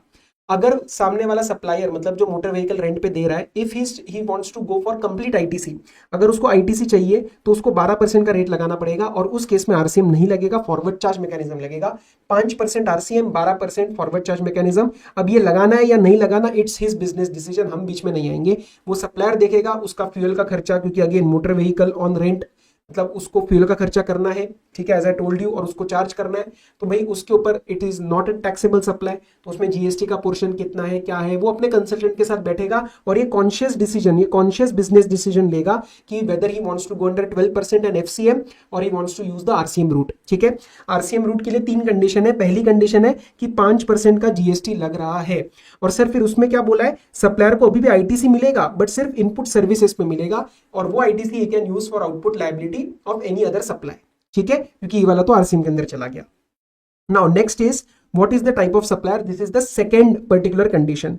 सेकंड कंडीशन है कि टाइप ऑफ सप्लायर क्या है। अगर सप्लायर खुद ही बॉडी कॉर्पोरेट है तो यार तुमने कंपनी एलएलपी ओपन करके बैठे हो, तुम इतना प्रॉपर धंधा कर रहे हो, तो तुम्हें आरसीएम का बेनिफिट क्यों चाहिए, तो ये एफसीएम के अंदर चला जाएगा। अभी भी आरसीएम कंक्लूड नहीं हुआ है। अगर supplier other than body corporate है, still I can not conclude. मैं थर्ड कंडीशन लगाऊंगा कि जिसके ऊपर बेचारे के ऊपर तुम रेसिपिएंट को आरसीएम लगा रहे हो, एक बार उसका भी स्टेटस चेक करो। अगर वो खुद ही छोटा आदमी है, छोटा आदमी मतलब कंपनी एलएलपी नहीं है उसकी, इंडिविजुअल है, पार्टनरशिप फर्म है, एचयूएफ है, तो फिर सर उसके ऊपर आरसीएम का आप आरसीएम का कंप्लायंस कैसे लगा सकते हो, फॉरवर्ड चार्ज मैकेनिज्म। तो basically there is a 3 step process. अगर वो तीनों स्टेप्स यहाँ पे पूरी हुई तो सर आपका आरसीएम लग जाएगा। सर क्या है वो स्टेप प्रोसेस, पहला पेपर में चेक करेंगे 5% की एंट्री रेट होना चाहिए। सेकंड, सप्लायर छोटा आदमी है मतलब अदर देन बॉडी कॉर्पोरेट है, और रेसिपिएंट बड़ा आदमी है मतलब वो बॉडी कॉर्पोरेट है। ठीक है, ये अब आपको लगेगा बहुत सारी जगह अलग अलग आ रहे हैं, ये 2-3 बार करोगे तो आपको रिवाइज हो जाएगा। ये वाला वीडियो भी आप 2 बार देख सकते हो, सारी चीजें हम डिटेल में डिस्कस कर रहे हैं। One important point to be noted, motor vehicle on rent is different from transportation of passenger service. If I am providing transportation of passenger service, तो मेरा रूट है, मेरा डिसाइडेड टाइम है, आप उसके अंदर से बैठ रहे हैं।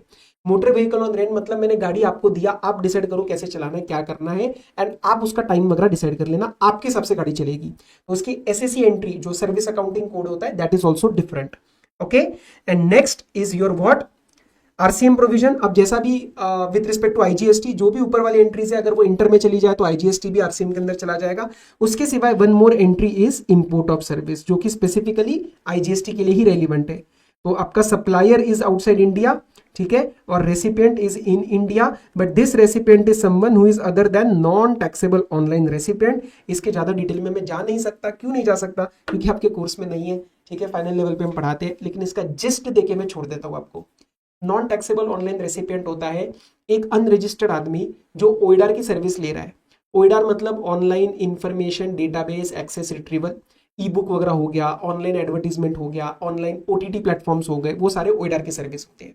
तो एक अनरजिस्टर्ड आदमी अगर ओइडार की सर्विस लेता है तो उस अनरजिस्टर्ड आदमी को, जो कि रियल लाइफ में रहते हैं, स्टूडेंट्स, एम्प्लॉइज, घर के लोग, इनको हम रजिस्ट्रेशन लेने को नहीं बोल सकते। ठीक है, क्योंकि अगर आरसीएम लग गया तो उनको टैक्स पे करना पड़ेगा, but we can not ask people in India to pay tax under RCM, तो वहां पे एफसीएम लग जाता है। तो I am just telling you for understanding, course का पार्ट नहीं है। आप सिर्फ इतना लर्न करेंगे कि जो भी ऊपर सर्विसेज करी वो तो है ही, बट जो इंपोर्ट ऑफ सर्विस है that is also under reverse charge mechanism. 4-5 things I will cover which are interlinked aspects of RCM with other chapters. पहला, if a supplier is engaged only in RCM supplies, मतलब मेरा turnover let's say 100 CR है, but मैं GTA हूं और मेरे सारे recipients companies है, तो सब जगह आरसीएम लगता है और मैं एफसीएम के ऑप्शन के अंदर नहीं गया, तो उस केस में I do not need any registration under GST.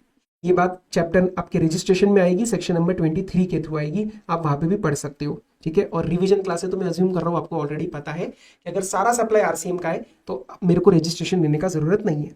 Next, can I take ITC on the invert supplies जो यूज हो रहे हैं आरसीएम सप्लाईज देने के लिए? मेरे इनवर्ट सप्लाईज है, I am using that for making outward supply, जिसके ऊपर आरसीएम लग रहा है, नहीं, आप नहीं ले सकते। आईटीसी के चैप्टर में आपको पता होगा, ऐसे आउटवर्ड आरसीएम सप्लाईज को एग्जेम्प्ट सप्लाई माना जाता है और एग्जेम्प्ट सप्लाई के रिस्पेक्ट में आईटीसी नहीं मिलता। If a person is liable to pay tax under RCM, तो चाहे उसके खुद की टर्नओवर 1 रुपया की भी क्यों ना हो, उसको रजिस्ट्रेशन लेना पड़ेगा, मैंडेटरी रजिस्ट्रेशन लेना पड़ेगा सेक्शन नंबर 24 में। तो मैंने इसका जो एग्जांपल आपको दिया था कि एक जीटीए है और जीटीए ने एक सर्विस दी है एक कंपनी को, let's say S Walimbe classes private limited, और ये कंपनी बनी आज ही, today it is incorporated, but still क्योंकि इसके ऊपर आरसीएम की लायबिलिटी लगने वाली है तो इसको मैंडेटरी रजिस्ट्रेशन लेना पड़ेगा सेक्शन नंबर 24 में। ठीक है, it will have to go under the mandatory registration. हाँ, अब दो बातें और, पे अटेंशन। इसी केस को कंटिन्यू करते हैं। लेट्स से इसके ऊपर की मेरी जीएसटी की लायबिलिटी आई है ₹100 की। अब ये जो ₹100 है वो ध्यान से सुनना, ये ₹100 जो है वो आपको कैश में पे करना पड़ेगा। ये आप कैश में पे करेंगे। क्यों सर, मैं आईटीसी क्यों नहीं यूज कर सकता, मेरा एग्जिस्टिंग वाला कोई आईटीसी होगा तो? आईटीसी इज यूज टू पे output tax, this is not my output tax, this is my input tax. ये मैंने सर्विस ली है तो ये मेरा इनपुट टैक्स है, और इनपुट टैक्स आपको कैश में ही पे करना पड़ता है, आउटपुट टैक्स नहीं है ये मेरा। ठीक है, और क्वेश्चन ये बनता है कि सर मैं ये कैश में पे करने के बाद क्या इसका, इस ₹100 का आईटीसी ले सकता हूं? आंसर इज यस, क्योंकि है तो आपके लिए invert tax. So simple understand, जो भी आरसीएम की लायबिलिटी है वो आप कैश में पे करेंगे और साथों साथ आप उसको आईटीसी में क्लेम करेंगे। क्वेश्चन नंबर 1 में आप ये चीज करते हैं, है ना? बाकी हम क्वेश्चन 1 की भी प्रैक्टिस करवा दूंगा मैं आपको आफ्टर योर रिजल्ट्स। ठीक है, चलो सर नेक्स्ट पे चलते हैं, कॉम्पोजिशन स्कीम। और कॉम्पोजिशन स्कीम का मैं आपको पहले थोड़ा सा ब्रीफ दे देता हूं। ठीक है, चलो फटाफट आ जाओ, लास्ट टॉपिक है, एक दो सवाल देख लेंगे फिर आपके कुछ बैक क्वेश्चंस में अच्छे है क्या। Now, what is this composition scheme? First of all, understand, जैसे आपके इनकम टैक्स में प्रिजम्पटिव टैक्सेशन रहता है वैसा हमारे इसमें कॉम्पोजिशन स्कीम रहती है। ठीक है, तो कॉम्पोजिशन स्कीम में मेरा बेसिकली फायदा ये है कि मेरे को टैक्स कैलकुलेशन आईटीसी के झंझट में नहीं पड़ना है। इट्स नॉट वेरी सिंपल, पता है, आईटीसी कैलकुलेट करवाना, output liability, tax invoice issue करना, रिकॉर्ड्स मेंटेन करना, that is not a very easy task. तो उस चीज से बचने के लिए, और ऑब्वियसली आप अपने जो भी कंसल्टेंट वगैरह रखोगे, सीएस कॉस्ट अकाउंटेंट, वो सब अपना मेंटेन करेंगे, उनकी कंसल्टेंसी फीस जाएंगी, तो वो काफी महंगा और काफी कॉम्प्लिकेटेड अफेयर होता है। Okay, so instead of that I can go under the composition scheme, जहां पे रिकॉर्ड्स मेरे कम रहेंगे और मुझे कंपैरेटिवली एक इजी मैनर में टैक्स कंप्लायंस करने को मिलेगा। सर इजी मैनर में कैसे मिलेगा? यहाँ पे आपका जो टर्नओवर इन अ स्टेट रहता है ना, turnover in a state, you know right, उस जीएसटी का जितना भी टर्नओवर है उसका एक परसेंटेज मैं अपनी जेब से पे कर दूंगा। मैं ना ही सामने वाले से टैक्स चार्ज करूंगा, ना ही मैं कोई आईटीसी लूंगा। मेरा जो भी उस क्वार्टरली पेमेंट होती है, तो मेरा जो भी क्वार्टर का टर्नओवर इन अ स्टेट रहेगा मेरे जीएसटी का, मैं उसका एक परसेंटेज गवर्नमेंट को चुपचाप उठा के पे कर दूंगा। ना कोई कैलकुलेशन, ना कोई झंझट, ना कोई रिकॉर्ड, और रिटर्न्स भी कम होती है। तो ये सारी चीजों के बेनिफिट की वजह से कॉम्पोजिशन स्कीम लिया जाता है, but obviously there is an eligibility criteria. अब इसका स्कीम का थोड़ा सा स्ट्रक्चर समझना। This is divided into two parts. Originally it was 10(1) and 10(2). 10(2) कुछ अलग नहीं है, 10(2) बस कंडीशंस बताया था 10(1) के रिस्पेक्ट में, एंड देयर इज 10(2)(a). ध्यान से सुनेंगे सारे बच्चे। 10(1) मैं 10(1) ही बोलूंगा, 2 इज जस्ट कंडीशंस। तो 10(1) के अंदर we talk about goods and we talk about only the original service, जिसके लिए ये कॉम्पोजिशन स्कीम था, सारी नहीं, सिर्फ और सिर्फ रेस्टोरेंट सर्विस। बाकी सर्विसेज के लिए पहले कॉम्पोजिशन स्कीम नहीं था, but obviously this was not right. Balance वाले सर्विस प्रोवाइडर्स, जो नए नए सर्विस प्रोवाइडर, लेट से एक मैंने सलून खोल लिया, तो फिर मेरे को भी तो चाहिए कॉम्पोजिशन स्कीम, तो मेरे लिए आया 10(2)(a) as the name suggest. ए मतलब ये बाद में आया, this is for other service providers in general. ये आपको बस मैं बेसिक स्कीम बता रहा हूं कि आपके डिवीजन कैसे होने वाला है, 10(1)(2) एंड 10(2)(a), जिसको मैं यहाँ पे 10(1) ही बोलूंगा। अब मैं आपको फॉर्मली स्टार्ट करा देता हूँ रीडिंग, वेरी सिंपल। 10(1) एलिजिबिलिटीज का थोड़ा सा बेरट रीडिंग लेना, आपको मजा आएगा समझने में। Notwithstanding anything to the contrary in this act, but subject to 9394, that is RCM provisions. तो हम जो बोल रहे हैं वो सुप्रीम है हमारे सीजीएसटी एक्ट के अंदर। अगर कोई भी चीज हम जो बोल रहे हैं उसके अगेंस्ट जाती है, एनीथिंग कॉन्ट्ररी, तो फिर हम उसको we will prevail over that. Notwithstanding मतलब we will prevail, and subject to 9394 मतलब हम 9394 को ओवर रूल नहीं करेंगे, हम 9394 को रिस्पेक्ट करेंगे। And what is 9394? इसी चैप्टर में तो किया, रिवर्स चार्ज मैकेनिज्म। तो आरसीएम को हम रिस्पेक्ट करेंगे, आरसीएम को हम कंप्लाई करेंगे, एक्सेप्ट इन 2 केसेस जो हमने आरसीएम एंट्रीज में पढ़ा था। मुझे बताओ, 2 केसेस में कॉम्पोजिशन लेवी वाले आदमी को मैंने हटा दिया था। One was commercial property on rent, unregistered to registered, and second was security personal. तो that is a specific exception, but in general कहीं पे भी बाकी अगर आरसीएम का प्रोविजन लग गया तो कॉम्पोजिशन लेवी वाले को भी टैक्स पे करना पड़ेगा आरसीएम में। वो ये नहीं कह सकता कि सर मैं तो कॉम्पोजिशन वाला हूं, मैं कंप्लाई नहीं करूंगा, ऐसा नहीं बोल सकता। ठीक है, अब आपकी एलिजिबिलिटी क्या है, ध्यान से सुनना। A registered person whose aggregate, एक मिनट, आवाज थोड़ी सी अजीब हो रही है।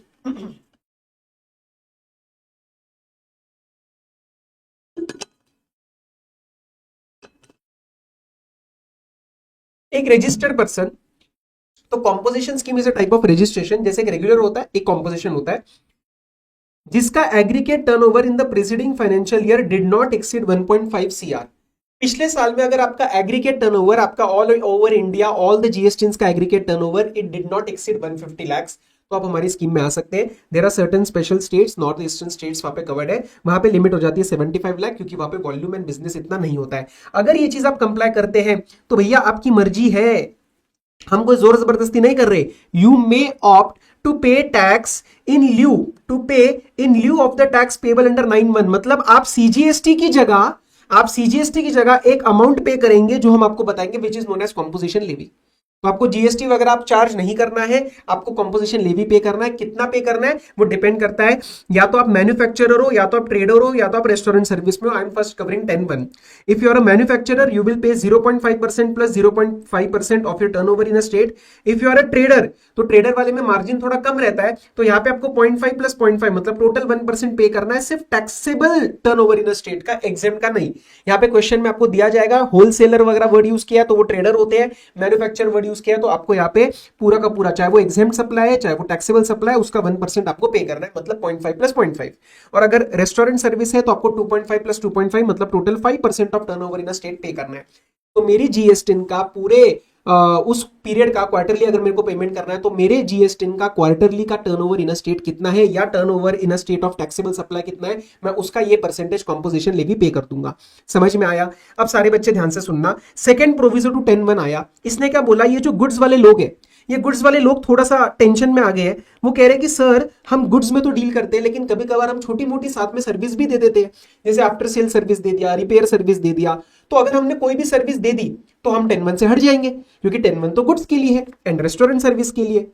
बट सपोज गुड्स के साथ हम छोटा मोटा कुछ और सर्विस देना चाहते हैं, तो कुछ तो अलाउ करो हमें। तो वहां पे आता है सेकंड प्रोविजन टू 10(1) कि आप एक मार्जिनल लिमिट ऑफ सर्विसेज दे सकते हो। तो मैं 10(1) के अंदर ही रहूंगा, मैं ट्रेडर या फिर मैन्युफैक्चरर रहूंगा, लेकिन मैं छोटू मोटू सर्विसेज का लिमिट तक मैं I can provide my services. Sir वो क्या लिमिट है?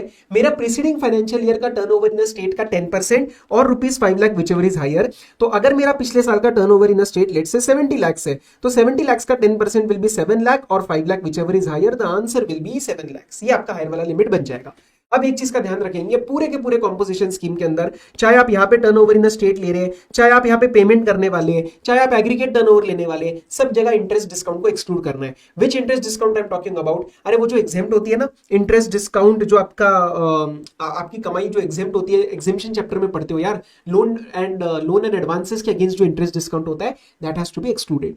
ठीक है, तो वो जो डिपॉजिट्स और लोन्स के अगेंस्ट आप अर्न करते हो, वो एग्जेम्प्ट सप्लाई होती है, वो आपको यहां से एक्सक्लूड करना है। तो उसके ऊपर ना मैं कॉम्पोजिशन लेवी पे करूंगा, ना ही वो मेरा एग्रीगेट टर्नओवर में आएगा, और वो ना ही मेरे इस वाले टर्नओवर इन स्टेट के अंदर आएगा। तो सपोज अगर मैं बोलूं कि 70 में से मेरा 8 lakh was interest income, that is also service.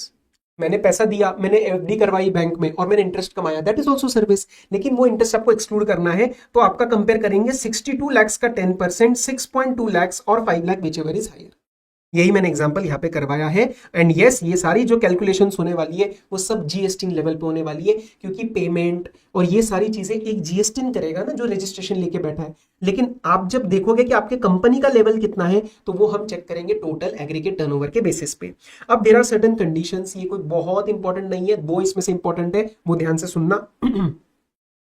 The registered person shall be eligible to opt under 10(1) if as save as provided in subsection 1 he is not engaged in supply of services। मतलब मैंने आपको जो subsection 1 में marginal limit allow किया 10% और 5 lakh whichever is higher, उसको छोड़ के you should not be engaged in any supply of services. तो वो लिमिट ब्रीच हो गया, तो फिर आप 10(1) से बाहर हो जाओगे। Next, you should not be engaged in making any supply of services which are not leviable to tax. आप ऐसे कोई नॉन टैक्सेबल सर्विस देना ही मत, लेकिन अभी एग्जिस्ट भी नहीं करती है तो इसको छोड़ दो। ये मेन पॉइंट है जो आपको क्वेश्चन में टेस्ट करा जा सकता है, that you should not be making any interstate outward supply. लेकिन गाइस एक चीज ध्यान से सुनना सारे बच्चे, इंटरस्टेट परचेज इज अलाउड।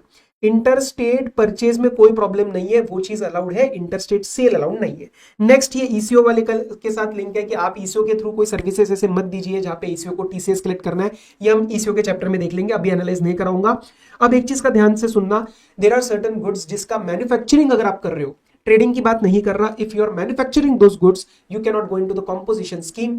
वो लिस्ट में भी नीचे कराऊंगा और वो यहाँ पे भी मैंने इसका रेफरेंस दिया है। देखो अदर देन नोटिफाइड गुड्स वो भी हम नीचे देखेंगे। एंड आप सीटीपी एनआरटीपी में नहीं होने चाहिए, ये तो खुद ही 2-4 दिन के मेहमान होते हैं, है ना। तो फिर इसके अंदर भी इनको क्या कॉम्पोजिशन में जाना है? नो, वहां पे कॉम्पोजिशन स्कीम अलाउड नहीं है। Now let's talk about 10(2)(a) balance services. Same line से स्टार्ट हो रहा है, notwithstanding anything contrary but subject to 9394। Now who is eligible? Very very important point, शायद आप बच्चों ने ये चीज नहीं ढंग से पढ़ी होगी, ध्यान से सुनना एकदम। A registered person not eligible to pay tax under 10(1) and 10(2). 10(2) तो कुछ है नहीं अलग, 10(1) ही है। तो I am not saying that the understand, यहाँ पे ये नहीं लिखा कि person is not registered under 10(1), यहाँ पे लिखा है the person should not be eligible to pay tax under 10(1). तो if there is a person who is eligible to pay tax under 10(1) but he has not opted for it, उसने actual में opt नहीं किया है, अब वो कह रहा है मुझे 10(2)(a) चाहिए, नहीं मिल सकता। क्योंकि हमें ये नहीं फर्क पड़ता कि आपने ऑप्ट किया या नहीं किया, हमें ये फर्क पड़ता है सर कि आप एलिजिबल हो या नहीं हो। आप एलिजिबल भी नहीं होने चाहिए तो आप 10(2)(a) के अंदर आ सकते हैं। सर इसमें टर्नओवर की लिमिट क्या है? मतलब ऊपर 1.5 CR था एंड 75 लाख था, यहाँ पे एक ही है all over the states in India और UTs in India. 50 lakh is the aggregate turnover limit. आपकी प्रीसीडिंग फाइनेंशियल ईयर में अगर 50 लाख नहीं क्रॉस कर रहा तो इस साल आपको हम वेलकम करेंगे, please come into the composition scheme. And sir rate कितना लगने वाला है? 3% प्लस 3% आपके ऊपर लगेगा। तो सर आप 6% क्यों नहीं बोलते हो? 3+3 क्यों? क्योंकि all your outward supplies are going to be inter allowed ही नहीं है, तो it's better to call it 3+3 rather than 6। Conditions बिल्कुल वैसी है, एक फर्क है, you should not be engaged in any supply of goods और services which are not leviable to tax. तो 3 नॉन टैक्सेबल गुड्स भी आप यहाँ पे सप्लाई नहीं करते होने चाहिए, क्योंकि ये तो होल एंड सोल आपकी सर्विसेज की ही कॉम्पोजिशन स्कीम है ना। ऊपर सिर्फ सर्विसेज लिखा था, यहाँ पे गुड्स और सर्विसेज है, बाकी सब सेम है। इंटर स्टेट सप्लाई अलाउड नहीं है, सर्विसेज थ्रू ईसीओ अलाउड नहीं है, गुड्स अलाउड है बट कंडीशंस होती है, ये सारा ईसीओ के अंदर कराऊंगा अभी नहीं। नोटिफाइड मैन्युफैक्चरिंग आपको अलाउड नहीं है, तो लेट्स से आप 10(1) के अंदर एलिजिबल नहीं हो और आप 10(2)(a) के अंदर आ रहे हो, लेकिन आप कुछ गुड्स भी दे रहे हो सकता है आप कुछ गुड्स भी दे रहे हो, बट उसकी मैन्युफैक्चरिंग नोटिफाइड गुड्स की नहीं होनी चाहिए। And CTP NRTP is also not allowed. Now there are certain other very very important points to be noted with respect to the composition scheme. And yes, यहाँ से सवाल आएंगे, ध्यान से सुनना। सबसे पहली बात, all the units will have to opt for the scheme. ऐसा नहीं हो सकता कि मेरे 10 में से 4 यूनिट जाना चाहते हैं, 6 यूनिट नहीं जाना चाहते, एक ने भी फाइल किया या एक ने भी विड्रॉ किया तो सारे के सारे फाइल या सारे के सारे विड्रॉल में आ जाएंगे। लिमिट मैंने आपको बता दिया है, 1.5 CR is for all other states, 75 lakh is for certain special states, जो कि नॉर्थ ईस्टर्न स्टेट्स। आप एक बार इसको रीड भी कर सकते हैं 2-3 बार, अदरवाइज आप इसको शॉर्ट फॉर्म में भी लर्न कर सकते हैं। देखना, अरुणाचल प्रदेश, उत्तराखंड, मणिपुर, मेघालय, मिजोरम, नागालैंड, सिक्किम एंड त्रिपुरा। अब इसका शॉर्ट फॉर्म क्या बनता है? सुमन चाय पी रही है, लेकिन 3 बार चाय पिएगी। मणिपुर, मिजोरम एंड मेघालय, यहाँ पे चाय बहुत बड़ी प्यारी मिलती है। ऐसा बच्चों ने फाइनल लेवल पे लर्न किया था, तो आप भी कर सकते हैं, कोई बड़ी बात नहीं है। एंड वरना लर्निंग का ऐसा जरूरत नहीं है, आपको उतना क्लिक कर जाएगा कि अरे नॉर्थ ईस्टर्न स्टेट है। बाकी दिल्ली, महाराष्ट्र, यूपी कुछ आया, कोलकाता आया, मतलब एनीथिंग अपार्ट फ्रॉम दीज, तो फिर वहां पे आप क्या ले लेना? 1.5 CR ले लेना। This is for 10(1). 10(2)(a) के अंदर there is one limit for each and every state, that is 50 lakh. Next, composition scheme shall lapse from the day on which the aggregate turnover exceeds the threshold. Sir इसका क्या मतलब हुआ? इसका मतलब ये हुआ कि आपको जो लिमिट का चेक लगाना है ना, वो लिमिट का चेक बेटा जी आपको 2 बार लगाना है। सबसे पहले आपको प्रीसीडिंग फाइनेंशियल ईयर में लगाना है। प्रीसीडिंग फाइनेंशियल ईयर में अगर आपका टर्नओवर क्रॉस नहीं करता है, व्हाटएवर लिमिट इट इज उसके हिसाब से, तो आप करंट ईयर में वेलकम है। आप करंट ईयर में वेलकम है, आप कॉम्पोजिशन स्कीम में आ सकते हैं, लेकिन आप करंट ईयर में कॉम्पोजिशन लेवी में कब तक रहेंगे? जब तक your turnover does not cross the threshold. समझ में आया? टैक्स मैंने आपको बताया, आप किसी से जीएसटी नहीं चार्ज करने वाले, आप कोई आईटीसी नहीं ले सकते।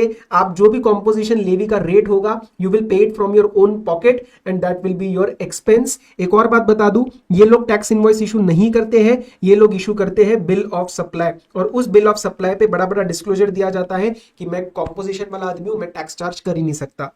ये दोनों बातें मैं आपको एग्जाम्पल के थ्रू समझाऊंगा।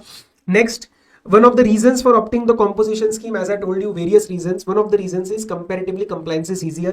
आपको स्टॉक डिटेल्स एंड टैक्स पे डिटेल्स भी नहीं पे करनी पड़ती, आपके अकाउंट्स रिकॉर्ड्स के चैप्टर में ही आता है। स्टॉक डिटेल्स आपको नहीं पे करनी पड़ती, मेंटेन नहीं करनी पड़ती, और डिटेल्स ऑफ टैक्स पेड आपको मेंटेन नहीं करनी पड़ती है। उसके सिवाय जो नॉर्मल जीएसटी और 1(3)(b) वगैरह ये सब आपको नहीं फाइल करना है। आपको सिंपल क्या काम करना है, आपको क्वार्टरली पेमेंट करना है फॉर्म नंबर CMP08 के थ्रू। ठीक है, फॉर्म नंबर CMP08 के थ्रू आपको 4 बार क्वार्टरली पेमेंट कर देना है, एंड आपको 1 साल का GSTR 4 फाइल करना है, जो काइंड ऑफ आपका एनुअल बेसिस पे एक रिटर्न जाएगा। Next, RCM supplies if any composition supplier is receiving, तो क्या है उसको कंप्लाई करना है। यस, मैंने दोनों जगह क्या वर्ड पढ़ा, क्या लाइन पढ़ी थी, बैरेक्ट की, सब्जेक्ट टू 9394। यस, पर इसके दो एक्सेप्शन क्या बनेंगे जो स्पेसिफिक एंट्रीज में दिए थे। कमर्शियल प्रॉपर्टी का आरसीएम, कमर्शियल प्रॉपर्टी का आरसीएम याद है, अदर देन कॉम्पोजिशन, एंड दूसरा आपका था security personal.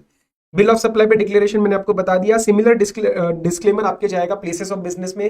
Principal place of business is your main address, अगर उसी स्टेट में आपका एक और एड्रेस है तो वो आपका एडिशनल प्लेस ऑफ बिजनेस बन जाएगा। वहां दोनों जगह आप बताओगे कि I am a composition taxable person. ये कुछ गुड्स है, इन गुड्स का you are not allowed manufacturing, trading is allowed, manufacturing is not allowed. अब इसको कैसे लर्न करना है, एक प्यार से आपको बताता हूँ। छोटी छोटी चीजें होती है जो आप लर्न कर सकते हो, इसका कोई कोडवर्ड मत बनाना, बहुत कॉम्प्लिकेटेड हो जाएगा।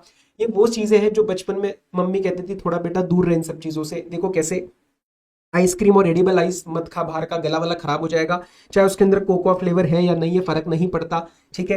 पान मसाला दूर रहे इन सब चीजों से, टोबैको और टोबैको सब्स्टिट्यूट से दूर रहे, cold drink soda aerated water से दूर रहे, और ब्लॉक्स एंड ब्रिक्स जरा देख के चल, कंस्ट्रक्शन चल रहा है, सर पे कुछ गिर ना जाए। तो ऐसा हमने फाइनल लेवल पे भी बनाया था, एंड लगेगा आपको कि बड़ा सर ऐसा ये कैसे लर्न करेंगे। एक दो बार आप ऐसे सोचोगे ना तो ये चीजें याद रह जाती है। कोड वर्ड्स कभी कभार भूल जाते हैं बच्चे। तो क्या क्या, आइसक्रीम और एडिबल आइस जो रहता है, ठीक है, वो पता नहीं पानी वानी कहाँ का है, तो उससे दूर रहे, पान मसाला से दूर रहे, एरेटेड वाटर से दूर रहे, और टोबैको से दूर रहे, और जरा देख के चल सर पे कोई ईट वीट ना गिर जाए। तो इस सब का मैन्युफैक्चरिंग आपको अलाउड नहीं है। बाकी ये दिमाग में पिक्चर रख लेना, ठीक है, अजय देवगन भाई अपना याद रख लेना, टोबैको, आइसक्रीम और ईटे वीटे ब्रिक्स का ध्यान रख लेना, ठीक है। अब sir intimation to opt for composition scheme, इसको जरा ध्यान से सुनना। जब आप कॉम्पोजिशन स्कीम के लिए ऑप्ट करना चाहते हैं तो it is a two case possible. Case number one is you are a new registration, आप एक नया रजिस्ट्रेशन ले रहे हैं, या तो you are already into the existing registration. Yes, अगर आप एक नया रजिस्ट्रेशन ले रहे हैं, if you are taking a new registration, तो उस केस में you can enter the composition scheme right from the first day. आपका जब भी इफेक्टिव डेट ऑफ रजिस्ट्रेशन है, again that is link to your registration chapter, that if you apply within 30 days of being liable, your registration is effective from the liable date, otherwise it is effective from the date of issue of registration, right? तो ये आपका from the first day of GST registration आपकी scheme लग जाएगी। लेकिन अगर आप existing already registered है एंड आपने स्टार्टिंग में अप्लाई नहीं किया, अब आप अप्लाई करना चाहते हैं, तो आपको फाइनेंशियल ईयर एंड का वेट करना पड़ेगा। तो आपको फाइनेंशियल ईयर एंड का वेट करना पड़ेगा, and by the financial year and आपको एक इंटीमेशन फाइल करना पड़ेगा। इंटीमेशन फाइल करने के बाद आपका जो 1 अप्रैल होगा, 1 अप्रैल से you will enter the composition scheme. तो आप बीच में नहीं आ सकते। इस चीज में अब एक ध्यान रखना कि जब भी आप एग्जिस्टिंग रजिस्ट्रेशन से you will go into the composition scheme, मतलब आप रेगुलर स्कीम में है और आप कॉम्पोजिशन में जाएंगे, तो इस केस में आपको एक 60 डेज के अंदर अंदर एक आईटीसी का स्टेटमेंट फाइल करना पड़ता है। ये आईटीसी चैप्टर में भी आएगा। बिकॉज कैसा है, अभी आप एग्जिस्टिंग रजिस्ट्रेशन में आप आईटीसी वगैरह लेके बैठे होंगे, लेकिन अब आप कॉम्पोजिशन स्कीम में जाएंगे तो अब आप आईटीसी यूज नहीं करने वाले, तो वो जो एग्जिस्टिंग आईटीसी होता है उसको रिवर्स करना पड़ता है, ठीक है। But this will come in ITC chapter also, बस ध्यान रख लेना 60 डेज का टाइम लिमिट आएगा। And what about withdrawal, what about withdrawal, ये तो लाने का था, लेकिन सुनना, अगर if you cease to satisfy any conditions, if you cease to satisfy any conditions, मतलब आपने कोई 10(2) का या 10(2)(a) का कोई ब्रीच कर दिया, कोई इंटरस्टेट सेल मार दिया, तो उस केस में आपकी स्कीम लैप्स हो जाएगी। एंड जिस दिन उस दिन से आप रेगुलर स्कीम में आ जाएंगे, and within 7 days of occurrence of such event, जहां पे भी आपका ब्रीच हुआ, आप एक इंटीमेशन फाइल करेंगे to whom, to the government, ठीक है। और अगर कोई ब्रीच नहीं हुआ बट आपको नहीं मन, यू वांट टू विड्रॉ, तो आप ईयर के बीच में भी विड्रॉ कर सकते हैं, कोई प्रॉब्लम नहीं है। But yes, in that case again you will have to file a prescribed application, CMP 04 करके होता है, वो आपको फाइल करना पड़ेगा टू द डिपार्टमेंट। दोनों ही केसेस में effective date of withdrawal will be intimated, जैसे जिस भी दिन आपका ब्रीच हुआ, but it can not be prior to the commencement of the financial year. मतलब आपको ये ध्यान रखना है कि आप फाइनेंशियल ईयर एंड होने के बाद मत फाइल करना कि मैं अब 5 अप्रैल को फाइल कर रहा हूँ एंड मेरा मार्च या फेब में ही खत्म हो गया था, मेरा ब्रीच हो गया था। नो, बिकॉज जो कॉम्पोजिशन स्कीम है वो FI टू FI अप्लाई करती है।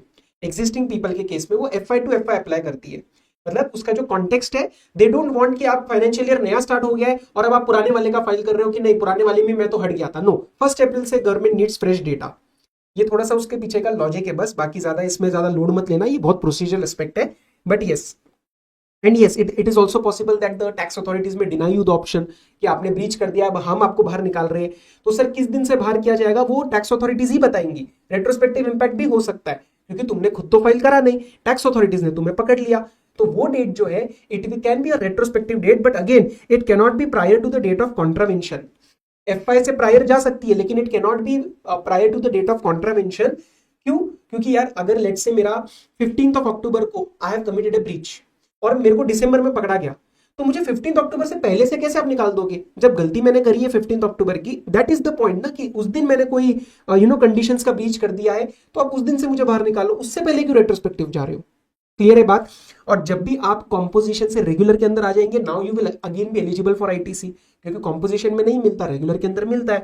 तो इस केस में with in 30 days from the withdrawal और डिनायल ऑफ ऑप्शन, जो भी आपका केस बनता है, आप एक स्टेटमेंट फाइल करोगे और आईटीसी ले लोगे। रेगुलर से कॉम्पोजिशन के अंदर जाओगे तो आपको आईटीसी नहीं मिलता, आपका आईटीसी चला जाएगा, और कॉम्पोजिशन से रेगुलर में आओगे तो आपको आईटीसी मिल जाएगा। ठीक है? If you avail the composition scheme irregularly, गलती कुछ करी आपने, तो आपके ऊपर ये पेनल प्रोविजंस लग सकते हैं और डिमांड प्रोविजंस लग सकते हैं। ये आपके कोर्स में नहीं है, बस पता होना चाहिए कि डिमांड के ऐसे सेक्शन रहते हैं। ये तो हो गया है, इसका ये अब हट गया है, आज के इसमें 74A लगता है। समझे? अब मुझे एक एग्जाम्पल आपको कराना है, ये आपके मटेरियल का एग्जाम्पल है। ठीक है? चंपक करके एक फोटोग्राफर वाला। तो सपोज एक फोटोग्राफर है, इसने अपना बिजनेस स्टार्ट किया 1 अप्रैल 25 से, एंड फोटोग्राफर मतलब मैं 10-2A का एनालिसिस करूंगा। इसके 3 क्वार्टर के आपको डेटा दिया है, अप्रैल to June, July to August मतलब July to September, and October to December. First quarter का इसका जो टर्नओवर है वो है 20 लाख, नेक्स्ट क्वार्टर का जो टर्नओवर है दैट इज 30 लाख, और उसके बाद का है लेट्स से 10 lakh. He wants to go under the composition scheme whenever required to go under the GST. Just एक दो चीजों का ध्यान रखना, composition scheme is a type of GST registration. वो GST registration का ही टाइप है। ठीक है?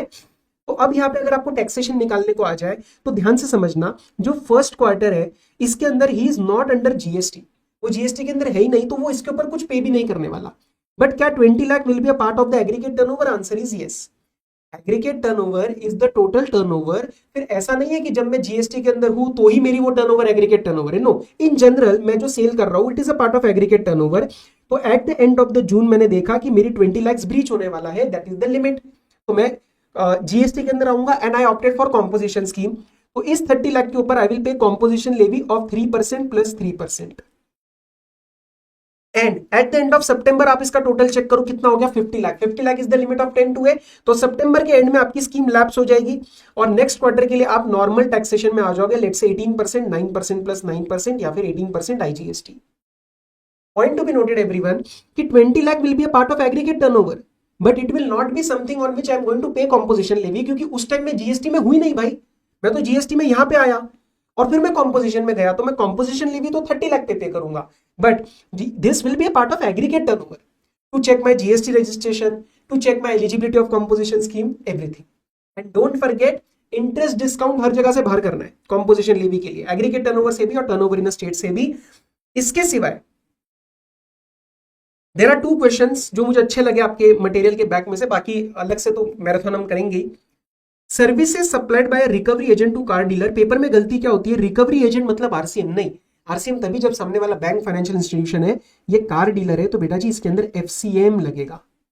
अगला, Mohan enterprises is engaged only in trading of पान मसाला। पान मसाला सुनते एक्साइट नहीं होना है, स्ट्रक्चर थिंकिंग, ट्रेडर मतलब मैन्युफैक्चरर नहीं है, तो ये अलाउड है। ये दोनों बातें मुझे अच्छी लगी थी और कुछ एग्जांपल्स मैंने आपको ऑलरेडी क्लास में करवाए, खुद से बना के।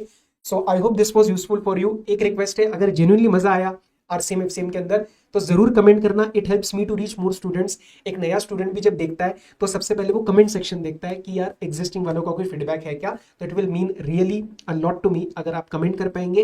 And obviously subscribe the channel, क्योंकि इंटर जीएसटी के लिए बहुत कुछ आने वाला है, बहुत सारी चीजें आने वाली है, आपका जैन 26 का अटेम्प्ट बहुत प्यारा जाएगा। So with this all the very best, मिलेंगे किसी और रिवीजन लेक्चर में, bye bye, take care. Telegram channel join कर लेना, एमसीक्यू सॉल्व कर लेना, ये सारा लिंक जो है पीडीएफ का I am putting there. Bye bye.